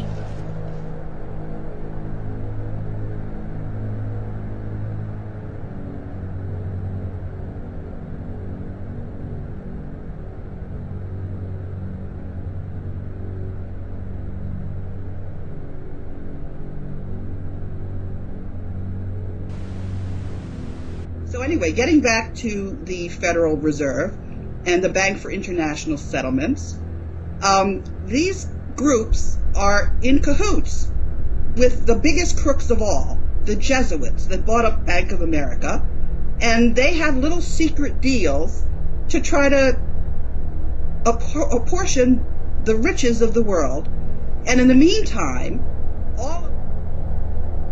the Vatican has large investments with the Rothschilds of Britain, France and America, and with the Hambros Bank, and with the Credit Suisse in London and Zurich. In the United States, it has large investments with the Morgan Bank, the Chase Manhattan Bank, the First National Bank of New York, the Bankers Trust Company, and others. The Vatican has billions of shares in the most powerful international corporations such as Gulf Oil, Shell, General Motors, Bethlehem Steel, General Electric, International Business Machines, TWA, etc. At a conservative estimate, these amount to more than $500 million in the US alone. Avram Manhattan wrote the Vatican Billions 32 years ago, and the Vatican is still maintaining absolute secrecy about its wealth, hiding behind such offshore companies as British Grulux Limited that manages the Vatican's London property portfolio, said to be worth around 570 million euros. British Grulux Investments' two nominee shareholders are listed as John Varley, former chief executive of Barclays Bank, and Robin Herbert, one of the many Catholic bankers. Managed share portfolios most often include shares in arms manufacturers, and Avram Manhattan pointed out the Vatican has shares in General Electric, the third biggest arms producer next to Lockheed and Boeing. General Electric produced the Gatling gun, among other weapons or parts. But because the Vatican hides its assets in secret behind the names of other companies, it is hard to trace exactly what companies they've invested in and how many shares they actually have. Pope Benedict XVI stated that the Vatican did not incur any losses in the 2007 to 2008 financial crisis. And there's very good reason for this. Rome is, or will be, soon controlling the world economy, for it is prophesied. Rome, the Vatican, is the new Babylon. Thanks to Edward Snowden, the world is now aware of the ubiquitous surveillance perpetrated by Roman Catholics who have infiltrated the highest levels of US government, including the NSA, CIA and FBI.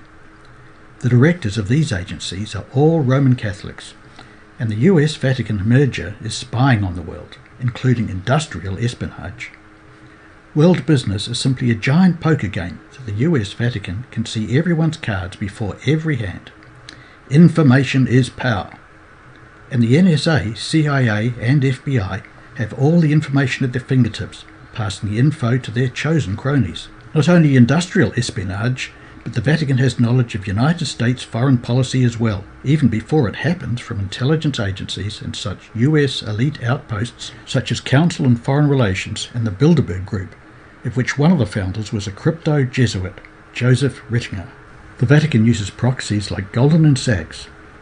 Jesuits love using Jews as fronts, such as the Rothschilds, and the long list of other Jewish bankers, including Federal Reserve chairmen such as Greenspan, Bernanke, and Janet Yellen, in the same ingenious way that the Protocols of Zion document was used to take the heat off the Jesuits and onto the Jews, so are the Jesuits hiding behind the Jewish bankers as ultimately all roads lead to Rome.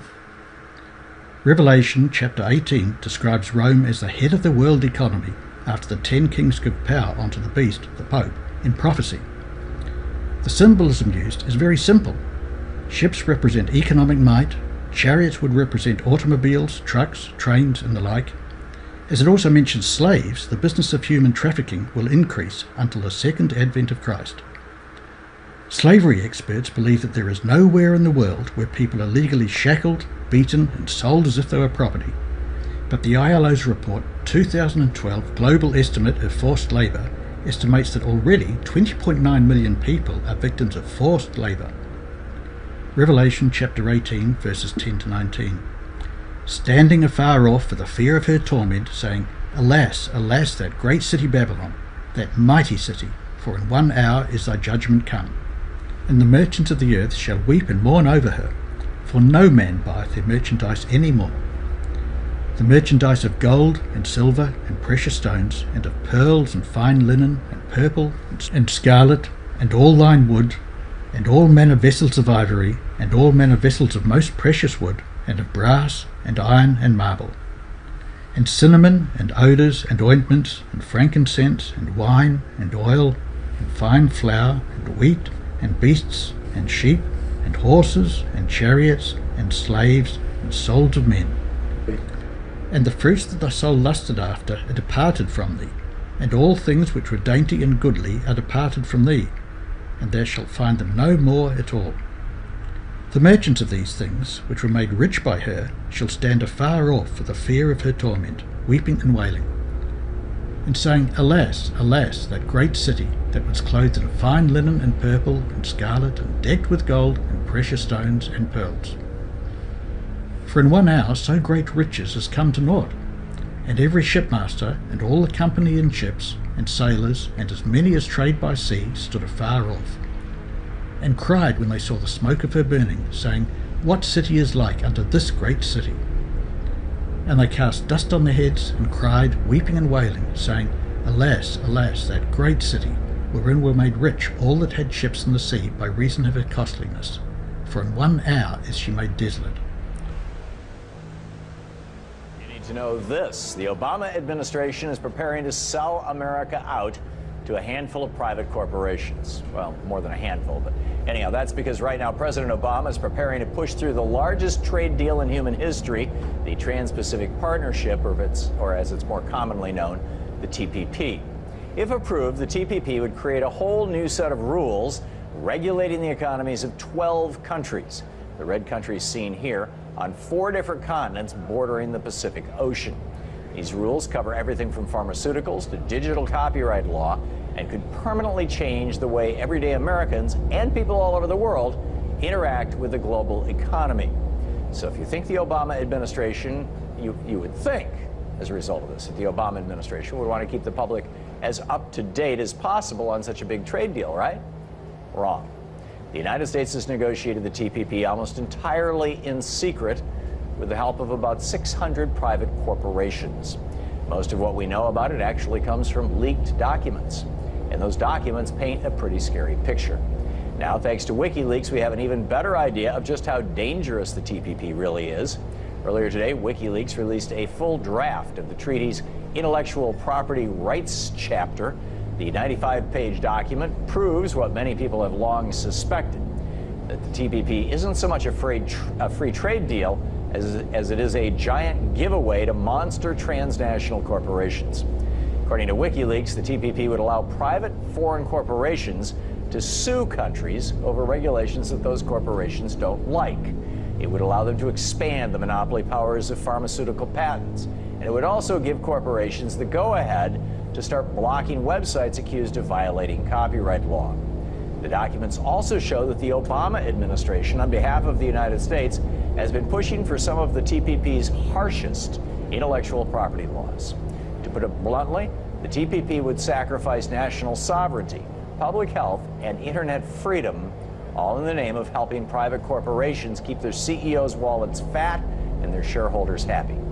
That's why the TPP is so much more dangerous than normal trade deals like NAFTA or CAFTA. Not only does it reward companies that send jobs overseas and gut regulations that keep big businesses in check, it also increases corporate control over pretty much every part of how you and I interact with the world and makes it near impossible for countries to fight back against giant corporations. As Julian Assange said about the leaked documents, if instituted, the TPP's intellectual property regime would trample over individual rights and free expression, as well as ride roughshod over the intellectual and creative commons. If you read, write, publish, think, listen, dance, sing, or invent, if you farm or consume food, if you're ill now or one day might be ill, the TPP has you in its crosshairs. In other words, it puts the rights of profit-driven businesses over the rights of human beings and the governments that we form to protect ourselves. No wonder, then, that the Obama administration doesn't even want Congress to take a closer look at the TPP. To push the U.S. into the proposed treaty as soon as possible, the president is trying to use a special legislative trick called fast-tracking that would prevent lawmakers from making any amendments to the TPP. Instead, the treaty would be sent right to the floor, where it would only have to pass a simple majority vote. Sounds like a done deal, right? Well, not so fast.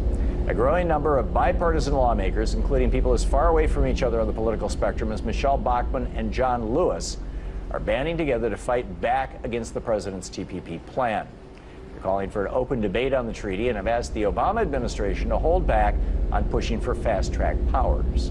So, will they succeed? And what's the deeper story here? For more on this, I'm joined now by Mike Papantonio, attorney and host of Ring of Fire Radio, Ring of Fire Television. Pap, welcome back. Tom, how are you? Just great. Hey, as I just mentioned, there's growing congressional opposition to both the TPP and President Obama's decision to try to reauthorize fast track to pass this thing, which a power that he doesn't have right now. It expired in 2008, as I recall. Do you think today's WikiLeaks revelations are going to help, hurt? How what effect are they going to have on all this? They are extremely important because what the American public sees now, and this is going to take the same shape that we saw with Syria, with Larry Summers, with the pipeline, XL pipeline. You're going to see so much anger about this once people understand what has been happening to them behind closed doors. It's so secretive, as a matter of fact, that even the people working on it had to sign a classified information non-disclosure agreement, and that's how he's kept it secret. But real problematic is, why would a president that runs on the idea of being the people's candidate want to keep this so quiet when it puts so many people out of jobs and is such a huge threat to every facet of the American public? Why would he want to keep that secret? That's the big question. I think I know the answer. Yeah, I was going to say, I'm guessing for you that's not a rhetorical question. What do you think the answer is? Well, I think it all comes down to the fact that we saw the same thing happen with Bill Clinton. Bill Clinton was surrounded by the Robert Rubin types, by the Penny Pritzker types, by the Wall Street types. That's where Bill Clinton's money came from. We have ignored the fact that Obama came up the same way. It's simply a continuation of what we saw with the Bill Clinton administration, with NAFTA and CAFTA. Now he has made promises. There's nothing else you can read into this. He's made promises. He had to make promises in order to get elected, to get all that money from Wall Street, and now it's payback time. Wall Street had the good sense to understand there's no way that anybody with a brain and a gag reflex could ever put up with this type of legislation or this type of treaty, so he kept it quiet, intentionally tried to hide it from the American public and the press. I think one of the most interesting parts of this is, well, actually, the only part that we really know right now is this intellectual property part. But that's, both damning and fascinating. I'm curious your thoughts about the revelation, probably the biggest revelation in this, was that it's the United States who's pushing hardest for this. It seems to me like I'm seeing the hand of Microsoft and Disney and Sony and whatnot behind this, but maybe the pharmaceutical companies. I mean, that's an area that you big time. Super specialize in. Your thoughts? Big time. Well, what has happened is Exxon, DuPont, Dow Chemical, Eli Lilly, Merck, all the big companies have already had great success just gaming the system and taking away sovereignty by way of NAFTA. NAFTA is very weak where it comes for a foreign entity's right to come in and change a sovereign law.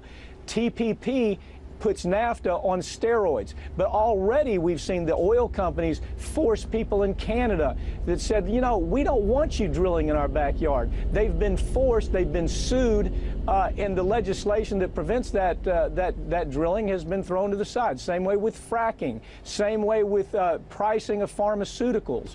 This is a complete takeover of what we hold so dearly, and that's the right for us to be able to govern ourselves, Tom. And really, this is the last stage, if this were to succeed, this is the last stage of making the United States into something akin to Saipan in this sense. It creates what we call job scarcity. If you have 20 people that are applying for the same job, the employer is able to say, no, we're not going to honor OSHA. We're not going to honor regulations. We're not going to pay a minimum wage. We're not going to allow for unionization. And all of a sudden, the person right behind that guy applying for the job says, well, I'll take the job. Look, when you take regulations away, when you let corporations get involved in interfering with sovereign regulations and sovereign laws, it always works to the benefit of the corporation. That's the gotcha. That's the gotcha part of this whole thing. That's where it's headed. Obama knows it. He's not an idiot. He simply is owned and operated by Wall Street. And it's hard to admit it, but that's the guy we elected, and now we're seeing it. This is a telltale of what this man really is all about. Why else would he keep it a secret? What's the word on when this thing is going to drop? Well, I think at this point it's going to be slowed down dramatically.